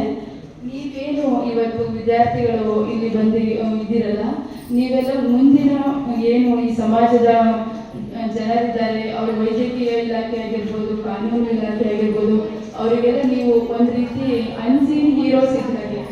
ಏನು ವೈದ್ಯಾಧಿಕಾರಿಗಳು ಏನು ಕೆಲಸಗಳನ್ನ ಮಾಡ್ತಾರೆ ಅದು ಎಲ್ಲರಿಗೂ ಕಣ್ಣಿಗೆ ಕಾಣ್ತದೆ. ಈ OT ಡಿಪಾರ್ಟ್ಮೆಂಟ್ ಆಗಿರ್ಬೋದು, ಅರವಳಿಕೆ ಆಗಿರ್ಬೋದು, ಅಥವಾ ಏನು ಡಾಕ್ಯುಮೆಂಟ್ ಮೇಂಟೈನ್ ಮಾಡೋದ್ರಿಂದ ಆಗಿರ್ಬೋದು, ಅದು ಕಾನೂನು ಇಲಾಖೆ ಆಗಿರ್ಬೋದು, ಅಥವಾ ಮುಂದಿನ ಜನಾಂಗ ಪೀಳಿಗೆ ಆಗಿರ್ಬೋದು, ಏನು ಆಗ ಕೆಲಸ ಮಾಡ್ತಕ್ಕಂಥ ವೈದ್ಯರಿಗಾಗಿರ್ಬೋದು, ತುಂಬ ಉಪಯುಕ್ತವಾದ ಕೆಲಸಗಳನ್ನ ಮಾಡ್ತಾ ಇದ್ದೀರಾ. ನೀವು ಮತ್ತು ನಾವು ಆಲ್ವೇಸ್ ಲರ್ನರ್ಸ್, ಯಾವಾಗಲೂ ಓದ್ತಾ ಇರ್ತೀವಿ, ಕಲಿತಾ ಇರ್ತೀವಿ, ನಮ್ಮ ಪ್ರಾಕ್ಟೀಸ್ ಮುಗಿಯೋದೇ ಇಲ್ಲ. ಹೀಗಾಗಿ ನಾನು ನಿಮ್ಗೆಲ್ಲರಿಗೂ ಆಲ್ ದಿ ಬೆಸ್ಟ್ ಹೇಳ್ತಾ ಇದ್ದೀನಿ. Thank you. ನೋಡಿ, ವೇದಿಕೆ ಮೇಲೆ ಇಬ್ಬರು ಯಶಸ್ವಿ ಮಹಿಳೆಯರು ಕೂತಿದ್ದಾರೆ. ನೀವೇನು ಗೊತ್ತಿಲ್ಲ, ಖಂಡಿತ ಎಲ್ಲರಿಗೂ ಕೂಡ ರೋಲ್ ಮಾಡಲ್ಲ ಕಾವ್ಯ ಮೇಡಮ್. ನೋಡಿ, ಸವಾಲುಗಳು ಬದುಕಿನಲ್ಲಿ ಬರ್ತವೆ, ಯಾರು ಬರೋದಿಲ್ಲ ಸವಾಲುಗಳು. ನಮಗೆ ಗೊತ್ತಿಲ್ಲ, ಅನಿರೀಕ್ಷಿತವಾಗಿ ಸವಾಲುಗಳು ಎದುರಾಗ್ತವೆ. ಆ ಎದುರಾಗುವ ಸವಾಲುಗಳನ್ನು ದಿಟ್ಟತನದಿಂದ ಎದುರಿಸಿ ನಾನು ಈ ಸಮಾಜಕ್ಕೆ ಏನಾದರೂ ಕೊಡಬಲ್ಲೆ, ನಾನು ಕೂಡ ಹೋರಾಡಬಲ್ಲೆ, ನಾನು ಕೂಡ ಸುಂದರವಾದ ಬದುಕನ್ನು ರೂಪಿಸ್ಕೊಳ್ಬಲ್ಲೆ, ನಾನು ಕೂಡ ಹಲವಾರು ಜನರ ಬದುಕನ್ನು ಸುಂದರಗೊಳಿಸಬಲ್ಲೆ ಅನ್ನೋ ಛಲವನ್ನ ಯಾರು ಹೊಂದೋ ಅವರು ಈ ಸಮಾಜದ ಯಶಸ್ಸಿನ ಉತ್ತುಂಗಕ್ಕೆ ಏರ್ತಾರೆ. ನೋಡಿ, ಈ ಸಂಸ್ಥೆ ನಾವು ನಮ್ಮ ತಾಲೂಕಿಗೆ ಬಹಳ ಆಸೆ ಇತ್ತು. ನಾವು ಹಿಂದೆ ನಮ್ಮ ಮಾಜಿ ವಿಧಾನಸಭಾಧ್ಯಕ್ಷ ಆಗಿದ್ದ ಕೃಷ್ಣ ಅಂತ, ಅವ್ರ ಕಾಲದಿಂದಲೂ ನಮ್ದೊಂದು ಬೇಡಿಕೆ ಇತ್ತು. ಏನು, ನಮ್ಮ ತಾಲೂಕಿಗೆ ಒಂದು ಪ್ಯಾರಾಮೆಡಿಕಲ್ ಕಾಲೇಜ್ ಆಗಬೇಕು, ಅದರಲ್ಲೂ ಎಸ್ಪೆಷಲಿ ನರ್ಸಿಂಗ್ ಕಾಲೇಜ್ ಆಗಬೇಕು ಅಂತ ಹೇಳಿ ನಮ್ದು ಬಹಳ ಬೇಡಿಕೆ. ಅವ್ರು ಬಹಳ ಪ್ರಯತ್ನ ಪಟ್ಟು ಎಲ್ಲ ಆಗಿತ್ತು, ಆದರೆ ಸರ್ಕಾರದ ಹಂತದಲ್ಲಿ ಆಗಿಲ್ಲ. ಅದು ಇನ್ನೂ ಹಲವಾರು ತಾಂತ್ರಿಕ ಕಾರಣಗಳಿಂದ ಹಾಗೆ ನಿಂತಿದೆ. ಇದ್ರ ನಡುವೆ ಖಾಸಗಿಯಾಗಿ ನಾವು ಕೂಡ ಈ ಸಮಾಜಕ್ಕೆ ಉತ್ತಮವಾದವನ್ನ ಕೊಡಬಲ್ಲು ಅಂತ ಹೇಳಿ ಧೈರ್ಯ ತಂದುಕೊಂಡು ಈ ಸಂಸ್ಥೆಯನ್ನು ನಡೆಸ್ತಾ ಇರ್ತಕ್ಕಂಥ ಕಾವ್ಯ ಮೇಡಮ್ ಅವರಿಗೆ ನಾನು ಈ ವೇದಿಕೆಯಿಂದ ನನ್ನ ಸಹೋದರಿಗೆ ನಮಸ್ಕಾರ ಹೇಳ್ತೀನಿ. ನೋಡಿ, ಅವರು ಈ ಕೇರ್ಪೇಟೆ ಪಟ್ಟಣಕ್ಕೆ ಬರೋಕ್ಕೆ ಮುಂಚೆ ಇಲ್ಲಿ ವೈದ್ಯರುಗಳು ಇರಲಿಲ್ಲ ಅಂತಲ್ಲ, ಬಹಳಷ್ಟು ಜನ ವೈದ್ಯರುಗಳಿದ್ರು. ಆದರೆ ಈಗ ಫಲ್ಗುಣಿ ಕ್ಲಿನಿಕ್ ಅಂದ್ರೆ ಎಲ್ಲರ ಬಾಯಿನಲ್ಲೂ ಕೂಡ ಮನಸ್ಸಿನಲ್ಲೂ ಕೂಡ ಕ್ಲಿನಿಕ್ ಹೆಸರಿದೆ. ಕಾವ್ಯ ಮೇಡಮ್ ಹೆಸರಿದೆ ಗೊತ್ತಿಲ್ಲ, ಅದು ಕಾವ್ಯ ನನ್ನ ಸಹೋದರ ನಮ್ಮತ್ತವ್ರು ಮಾತ್ರ ಗೊತ್ತಷ್ಟೇ. ಫಲ್ಗುಣಿ ಕ್ಲಿನಿಕ್ ಅಂದ್ರೆ ಏನಕ್ಕೆ, ಅಲ್ಲಿ ಅವರು ಕೊಡ್ತಾ ಇರ್ತಕ್ಕಂಥ ಸೇವೆ, ಆ ಸೇವೆಯಿಂದ ಜನಾಕರ್ಷಿತರಾಗಿ ಇವತ್ತು ಎಷ್ಟು ಜನಪ್ರೀತಿಯನ್ನು ಗಳಿಸಿದ್ದಾರೆ ಅಂದ್ರೆ ಅದನ್ನ ಹೇಳಿ. ಭಾರತ ದೇಶದ ಸ್ವಾತಂತ್ರ್ಯ ಸಂಗ್ರಾಮದ ದೇಶಪ್ರಿಯಾಗಿರುವ ಮಹಾತ್ಮ ಗಾಂಧೀಜಿಯವರು ಅಹಿಂಸಾ ಹೋರಾಟವನ್ನು ವಿಶ್ವಕ್ಕೆ ಪರಿಚಯಿಸುವ ಮೂಲಕ ವಿಶ್ವದ ಶಾಂತಿದೂತರಾಗಿ ಹೊರಹೊಮ್ಮಿದ್ದಾರೆ ಎಂದು ಪಾಂಡವಪುರ ಉಪವಿಭಾಗಾಧಿಕಾರಿ KR ಶ್ರೀನಿವಾಸ್ ಹೇಳಿದರು. ಅವರು ಇಂದು ಕೃಷ್ಣರಾಜಪೇಟೆ ಪಟ್ಟಣದ ಶ್ರೀ ಲಕ್ಷ್ಮೀ ವೆಂಕಟೇಶ್ವರ ಕಲ್ಯಾಣ ಮಂಟಪದಲ್ಲಿ ಬೆಂಗಳೂರಿನ ಕರ್ನಾಟಕ ಗಾಂಧಿ ಸ್ಮಾರಕ ನಿಧಿ, ಮಂಡ್ಯದ ಕರ್ನಾಟಕ ಸಂಘ, ಕೆಆರ್ಪೇಟೆ ಕೃಷ್ಣ ಪ್ರತಿಷ್ಠಾನ ತಾಲೂಕು ಸಮಾನ ಮನಸ್ಕರ ವೇದಿಕೆ, ಕರ್ನಾಟಕ ರಾಜ್ಯ ರೈತ ಸಂಘ, ದಲಿತ ಸಂಘರ್ಷ ಸಮಿತಿಗಳ ಒಕ್ಕೂಟ, ಪದವಿ ಪೂರ್ವ ಕಾಲೇಜುಗಳ ಉಪನ್ಯಾಸಕರ ಸಂಘ, ಶ್ರೀಮತಿ ಲಕ್ಷ್ಮಮ್ಮ ವೆಂಕಟರಾಮ್ ಚಾರಿಟೇಬಲ್ ಸೇವಾ ಟ್ರಸ್ಟ್ ಹಾಗೂ ಪತ್ರಕರ್ತರ ಸಂಘದ ಸಂಯುಕ್ತಾಶ್ರಯದಲ್ಲಿ ತಾಲೂಕಿನ ಪದವಿ ಹಾಗೂ ಪದವಿ ಪೂರ್ವ ಕಾಲೇಜಿನ ಮಕ್ಕಳಿಗೆ ಆಯೋಜಿಸಿರುವ ಮಹಾತ್ಮ ಗಾಂಧೀಜಿಯವರ ಬದುಕು ಮತ್ತು ಹೋರಾಟದ ಕುರಿತು 2 ದಿನಗಳ ವಿಚಾರ ಸಂಕಿರಣವನ್ನು ಸಸಿಗೆ ನೀರೆರೆಯುವ ಮೂಲಕ ಉದ್ಘಾಟಿಸಿ ಮಾತನಾಡಿದ್ದಾರೆ. ಅಹಿಂಸಾ ಹೋರಾಟದ ಮೂಲಕ ಬ್ರಿಟಿಷರ ವಿರುದ್ಧ ಭಾರತ ದೇಶಕ್ಕೆ ಸ್ವಾತಂತ್ರ್ಯವನ್ನ ತಂದುಕೊಟ್ಟ ರಾಷ್ಟ್ರಪಿತ ಮಹಾತ್ಮ ಗಾಂಧೀಜಿಯವರ ಬದುಕು ಮತ್ತು ಜೀವನದ ಸಾಧನೆಗಳು ಇಂದು ಯುವ ಜನರಿಗೆ ಚೆನ್ನಾಗಿ ಅರ್ಥವಾಗಬೇಕಾಗಿದೆ. ಗಾಂಧೀಜಿಯವರ ವಿರುದ್ಧ ವ್ಯವಸ್ಥಿತವಾಗಿ ಅಪಪ್ರಚಾರ ನಡೆಸಿ ಸಂಚು ನಡೆಸ್ತಾ ಇರುವಂತಹ ಕೆಲವು ಪಟ್ಟಭದ್ರ ಹಿತಾಸಕ್ತಿಗಳು ಗಾಂಧೀಜಿಯವರ ಸಚ್ಚಾರಿತ್ರಕ್ಕೆ ಅಪಚಾರ ತರುವಂತಹ ರೀತಿಯಲ್ಲಿ ಸಾಮಾಜಿಕ ಜಾಲತಾಣಗಳಲ್ಲಿ ವ್ಯವಸ್ಥಿತವಾಗಿ ಅಪಪ್ರಚಾರ ನಡೆಸಿ ಗಾಂಧೀಜಿಯವರ ಬಗ್ಗೆ ತಪ್ಪು ಭಾವನೆ ಮೂಡುವಂತೆ ಮಾಡ್ತಾ ಇದೆ. ವಿಶ್ವದ ಶಾಂತಿ ದೂತರಾಗಿ ಹೊರಹೊಮ್ಮಿರುವ ಮಹಾತ್ಮ ಗಾಂಧೀಜಿಯವರ ಜೀವನವೇ ತೆರೆದ ಪುಸ್ತಕದಂತಿದ್ದು, ಸ್ವದೇಶಿ ಚಳುವಳಿ, ಅಹಿಂಸಾ, ತ್ಯಾಗ, ಬಲಿದಾನದಂತಹ ಆದರ್ಶ ಗುಣಗಳನ್ನು ನಾಡಿಗೆ ಪರಿಚಯಿಸಿಕೊಟ್ಟು ಮಹಾನ್ ಶಕ್ತಿಯಾಗಿರುವ ಗಾಂಧೀಜಿಯವರು ದ್ವೇಷ, ಅಸೂಯೆ ಹಾಗೂ ಭಯೋತ್ಪಾದಕ ಚಟುವಟಿಕೆಗಳಿಂದ ಕೂಡಿರುವ ಸಮಾಜವನ್ನ ಆರೋಗ್ಯವಂತ ಸಮಾಜವನ್ನಾಗಿ ಮಾಡಿ ಸರಿದಾರಿಗೆ ತರಲು ಗಾಂಧೀಜಿಯವರ ತತ್ವ ಸಂದೇಶಗಳು ಇಂದು ಹೆಚ್ಚು ಪ್ರಸ್ತುತವಾಗಿವೆ.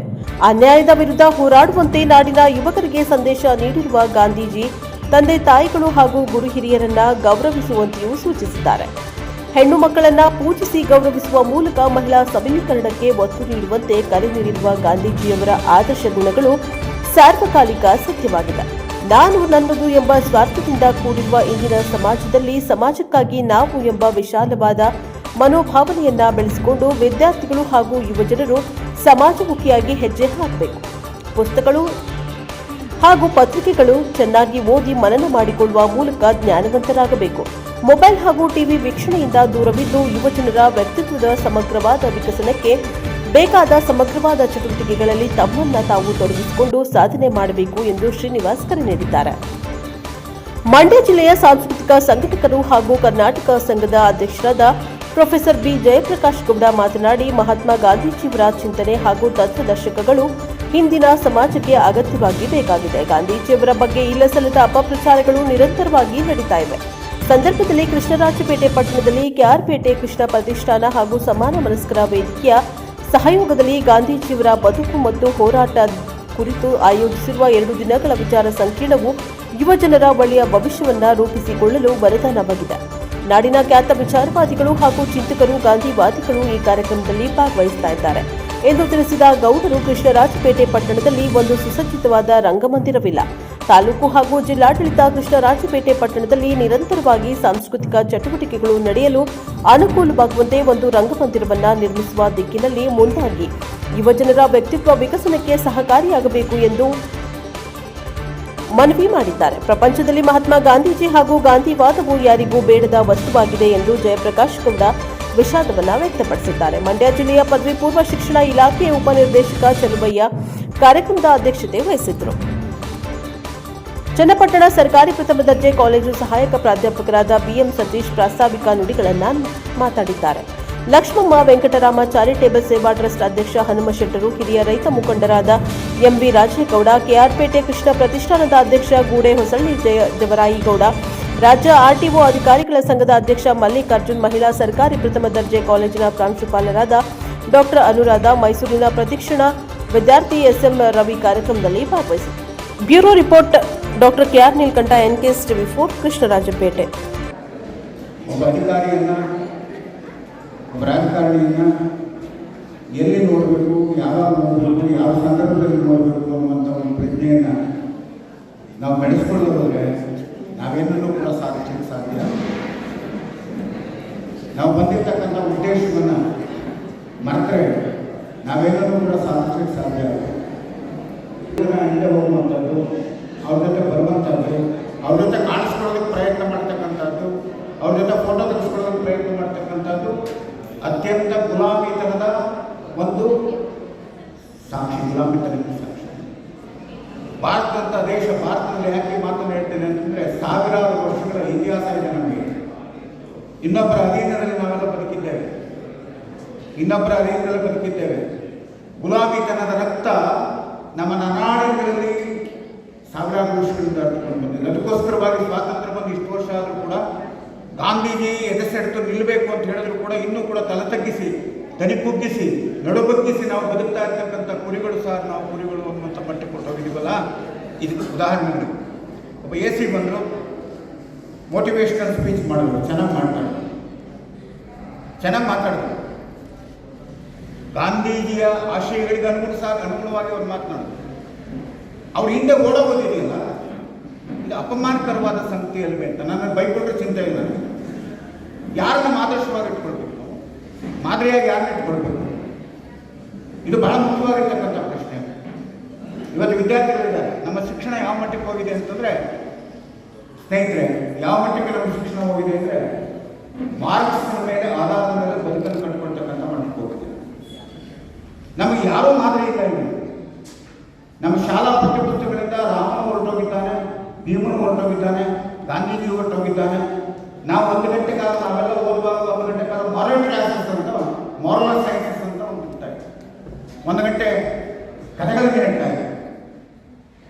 ವೀರರನ್ನ ಕುರಿತು, ಗಾಂಧಿಯನ್ನು ಕುರಿತು, ನೆಹರುವನ್ನು ಕುರಿತು, ರಾಣಿ ಚೆನ್ನಮ್ಮನನ್ನು ಕುರಿತು, ಝಾನ್ಸಿ ಲಕ್ಷ್ಮೀಬಾಯಿಯನ್ನು ಎಲ್ಲ ಗಣ್ಯರು, ಇಲ್ಲಿ ಬರ್ತಕ್ಕಂತಹ ಎಲ್ಲ ಆದರಣೀಯ ಸಂಪನ್ಮೂಲ ವ್ಯಕ್ತಿಗಳು ಮಾಡುವಂತಹ ವಿಷಯ ಮಂಡನೆ ನಿಮ್ಮ ಮನದಾಳಕ್ಕೆ ಹೊಕ್ಕು ಪ್ರತಿಯೊಬ್ಬರಲ್ಲೂ ಗಾಂಧೀಜಿ ಎನ್ನುವಂತಹ ಮಹಾತ್ಮ ಅನ್ನುವಂತಹ ಶಕ್ತಿ ಮೇಳೈಸಿ ಈ ಕಾರ್ಯಕ್ರಮದ ಯಶಸ್ಸು ನಿಮ್ಮ ಜೀವನ ಪೂರ್ತಿ ಇರಲಿ ಅಂತ ಹೇಳ್ತಾ, ಈ ಕಾರ್ಯಕ್ರಮದ ರೂಪುರೇಷೆಯನ್ನು ಕುರಿತು 2 ದಿನಗಳ ಮಟ್ಟಿಗೆ ಇಲ್ಲಿ ನಾವು ಏನೇನು ಆಯೋಜಿಸಿದ್ದೇವೆ ಅನ್ನೋದನ್ನು ಕುರಿತು ನಿಮಗೆ ಒಂದು ಸಂಕ್ಷಿಪ್ತವಾದ ಪರಿಚಯವನ್ನು ಮಾಡಿಕೊಡ್ತಾ ಇದ್ದೇನೆ. ಸೊ ಮೊದಲನೇ ದಿನದ ಉದ್ಘಾಟನಾ ಸಮಾರಂಭಕ್ಕೆ ಆಗಮಿಸಿರ್ತಕ್ಕಂತಹ ಮಂಡ್ಯ ಕರ್ನಾಟಕ ಸಂಘದ ಅಧ್ಯಕ್ಷರು, ಮಂಡ್ಯದ ಸಾಂಸ್ಕೃತಿಕ ಹೆಗ್ಗುರುತು ಅಂತ ಗುರುತಿಸಿಕೊಂಡಿರ್ತಕ್ಕಂಥ ಪ್ರೊಫೆಸರ್ ಜಯಪ್ರಕಾಶ್ ಗೌಡರು ಈ ಕಾರ್ಯಕ್ರಮದ ಉದ್ಘಾಟನೆಗೆ ಆಗಮಿಸಿದ್ದಾರೆ. ಈ ಕಾರ್ಯಕ್ರಮದಲ್ಲಿ ಶ್ರೀನಿವಾಸ್ ಸರ್ ಅವರು ಆಶಯ ನುಡಿಗಳನ್ನು ನುಡಿತಾ ಇದ್ದಾರೆ. ಉಪವಿಭಾಗಾಧಿಕಾರಿಗಳು ಪಾಂಡವಪುರ ಇವರು. ನಂತರ ಈ ಕಾರ್ಯಕ್ರಮದ ಅಧ್ಯಕ್ಷತೆಯನ್ನು ಶಾಲಾ ಶಿಕ್ಷಣ ಇಲಾಖೆಯ ಪದವಿ ಪೂರ್ವ ಶಿಕ್ಷಣ ಮಂಡ್ಯ ಜಿಲ್ಲೆಯ ಉಪನಿರ್ದೇಶಕರಾದಂಥ ಶ್ರೀ ಚಲುವೈರವರು ಅಧ್ಯಕ್ಷತೆಯನ್ನು ವಹಿಸಿಕೊಂಡಿರ್ತಾರೆ. ಅದೇ ಥರ ಈ ಕಾರ್ಯಕ್ರಮದಲ್ಲಿ ಮುಖ್ಯ ಅತಿಥಿಗಳಾಗಿ ಶ್ರೀ ಹನುಮಶೆಟ್ಟರು, ಅಧ್ಯಕ್ಷರು ಲಕ್ಷ್ಮಮ್ಮ ವೆಂಕಟರಾವ್ ಚಾರಿಟಬಲ್ ಸೇವಾ ಟ್ರಸ್ಟ್, ಗುಡೇವಸಳ್ಳಿ ಗೌರಯ್ಯವರು ಅಧ್ಯಕ್ಷರು, ಕೇರಕಟ್ಟೆ ಸಂರಕ್ಷಕರ ಈ ಒಂದು ಕಾರ್ಯಕ್ರಮದಲ್ಲಿ ಉಪಸ್ಥಿತರಿದ್ದಾರೆ. ಶ್ರೀ ಮಲ್ಲಿಕಾರ್ಜುನ ಅವರು ಅಧ್ಯಕ್ಷರು, ಆರ್ಟಿಒ ಲೋಕರ ಸಂಘ ಬೆಂಗಳೂರು, ಇವರು ಕೂಡ ಈ ಕಾರ್ಯಕ್ರಮದ ಮುಖ್ಯ ಅತಿಥಿಗಳಾಗಿ ಉದ್ಘಾಟನಾ ಸಮಾರಂಭಕ್ಕೆ ಸಾಕ್ಷೀಭೂತರಾಗಿದ್ದಾರೆ. ಸೊ ಈ ಒಂದು 2 ದಿನಗಳ ವೈಚಾರಿಕ ಕಾರ್ಯಾಗಾರ ಸಭೆಯಲ್ಲಿ ಮೊದಲ ದಿನದ ಮೊದಲ ಗೋಷ್ಠಿ, ಮೊದಲ ವಿಷಯ ಮಂಡನೆಯನ್ನ ಅಜ್ಜರಯೋಳ್ ಸಿಕ್ಕಿದ ಅನಾಥರಂ ರಕ್ಷಿಸು, ಮಿತ್ರರಿಗಿಂಬುಗೈ ನಂಬಿದವರಿಗೆ ಎಡವೆಟ್ಟಾಗಿರು, ಸಿಸ್ಟರಂ ಪೊರೆ ಅಂತ ತಾಯಿ ಹಾಲು ಕುಡಿಯುವಂಥ ಚಿಕ್ಕ ಮಗುಗೆ ಪಾಠವನ್ನು ಮಾಡ್ತಾಳೆ. ಅಂಥ ನೀತಿ ಪಾಠವನ್ನು ಕೇಳಿ ಬೆಳೆದಂಥ ಕನ್ನಡಿಗರು ನಾವೆಲ್ಲರೂ ಕೂಡ.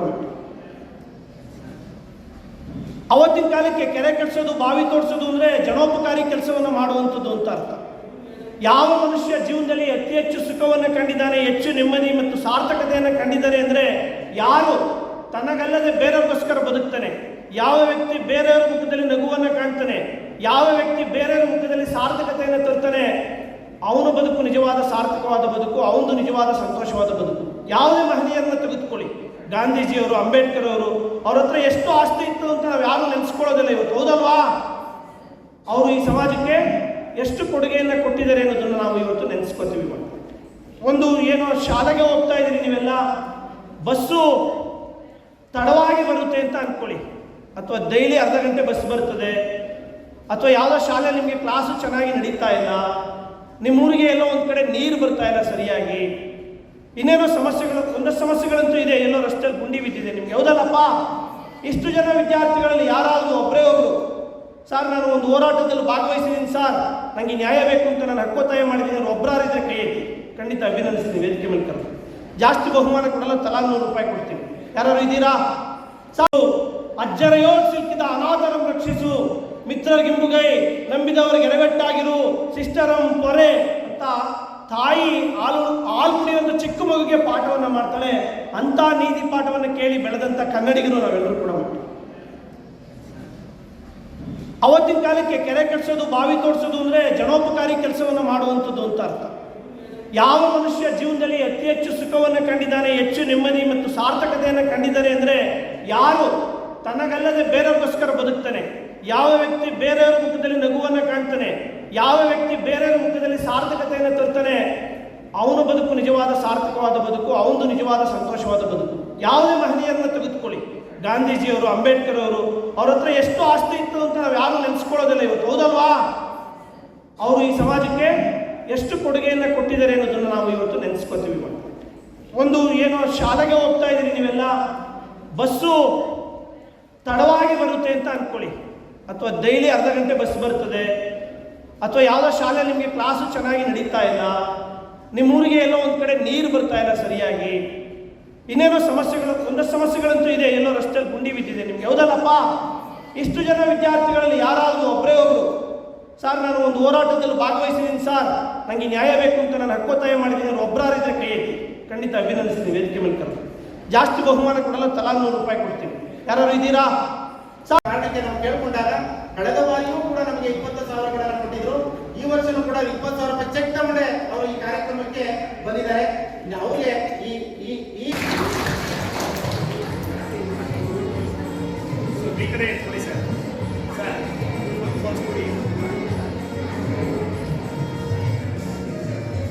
ಕಾರ್ಯಕ್ರಮಗಳಿಗೆ ನಾನು ಚೋಟನ್ನು ಬಳಸ್ಕೊಳ್ಳೋಕೆ ಹೇಳಿ ಸರ್, ನಾವು ಉಚಿತವಾಗಿ ಕೊಡ್ತೀವಿ ಅಂತ ಹೇಳಿದ್ದಾರೆ, ಹೋಗಿ ಮಾತಾಡು ಅಂತ ಹೇಳಿದ್ರು.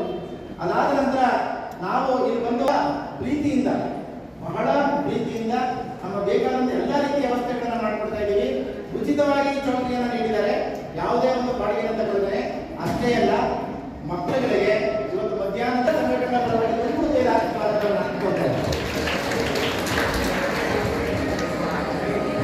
ಹಾಗೆ ಕೇರ್ಪೇಟೆ ಕಾಲೇಜಿನಲ್ಲಿ ಇರುವಂತಹ 3 ಪದವಿ ಕಾಲೇಜುಗಳು ಮತ್ತು ಒಂದು BEd ಕಾಲೇಜು ಮತ್ತು ಇನ್ನೆಲ್ಲ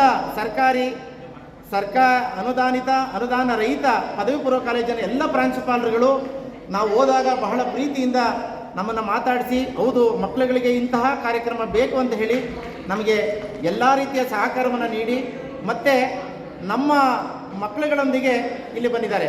ಅದರ ಬಹಳ ಮುಖ್ಯವಾಗಿ ನಾವು ಜ್ಞಾಪಿಸ್ಕೊಳ್ಬೇಕಾಗಿರೋದು ಅಂತ ಹೇಳಿದ್ರೆ, ನಮ್ಮ ಸರ್ಕಾರಿ ಮಹಿಳಾ ಕಾಲೇಜಿನ ಹೆಣ್ಮಕ್ಳುಗಳು ನೋಡಿದ್ರೆ ಬಹಳ ಖುಷಿ ಆಗ್ತಾ ಇದೆ. ನಿಜವಾಗ್ಲೂ ಕೂಡ ನಿಮ್ಮನ್ನೆಲ್ಲ ನೋಡಿದಾಗ ಮಾಡೋದು ವಿದ್ಯಾರ್ಥಿಗಳಿಗೆ ಒಂದು ಒಳ್ಳೆಯದಾಗುತ್ತೆ, ಈ ದೇಶಕ್ಕೆ ಒಳ್ಳೆಯದಾಗುತ್ತೆ, ಮುಂದಿನ ಒಂದು ಭರವಸೆಯ ದಿನಗಳು ಬರ್ತವೆ ಅಂತ ಹೇಳೋದ್ರೊಂದಿಗೆ ಇಲ್ಲಿ ಬಂದಿರುವಂತಹ ಎಲ್ಲ ಕಾಲೇಜಿನ ಪ್ರಾಂಶುಪಾಲರುಗಳು, ಪ್ರಾಧ್ಯಾಪಕರುಗಳಿಗೆ ಮತ್ತು ಎಲ್ಲ ವಿದ್ಯಾರ್ಥಿಗಳಿಗೆ ತುಂಬ ಹೃದಯದ ಸ್ವಾಗತವನ್ನು ನಾನು ಕೋರ್ತಾ ಇದ್ದೇನೆ. ಮಗುವಿಗೆ ತನ್ನ ತಂದೆ ತಾಯಿಯ ನೋವು ಕಣ್ಣಿಗೆ ಕಾಣ್ತದೆ, ಆ ಮಗು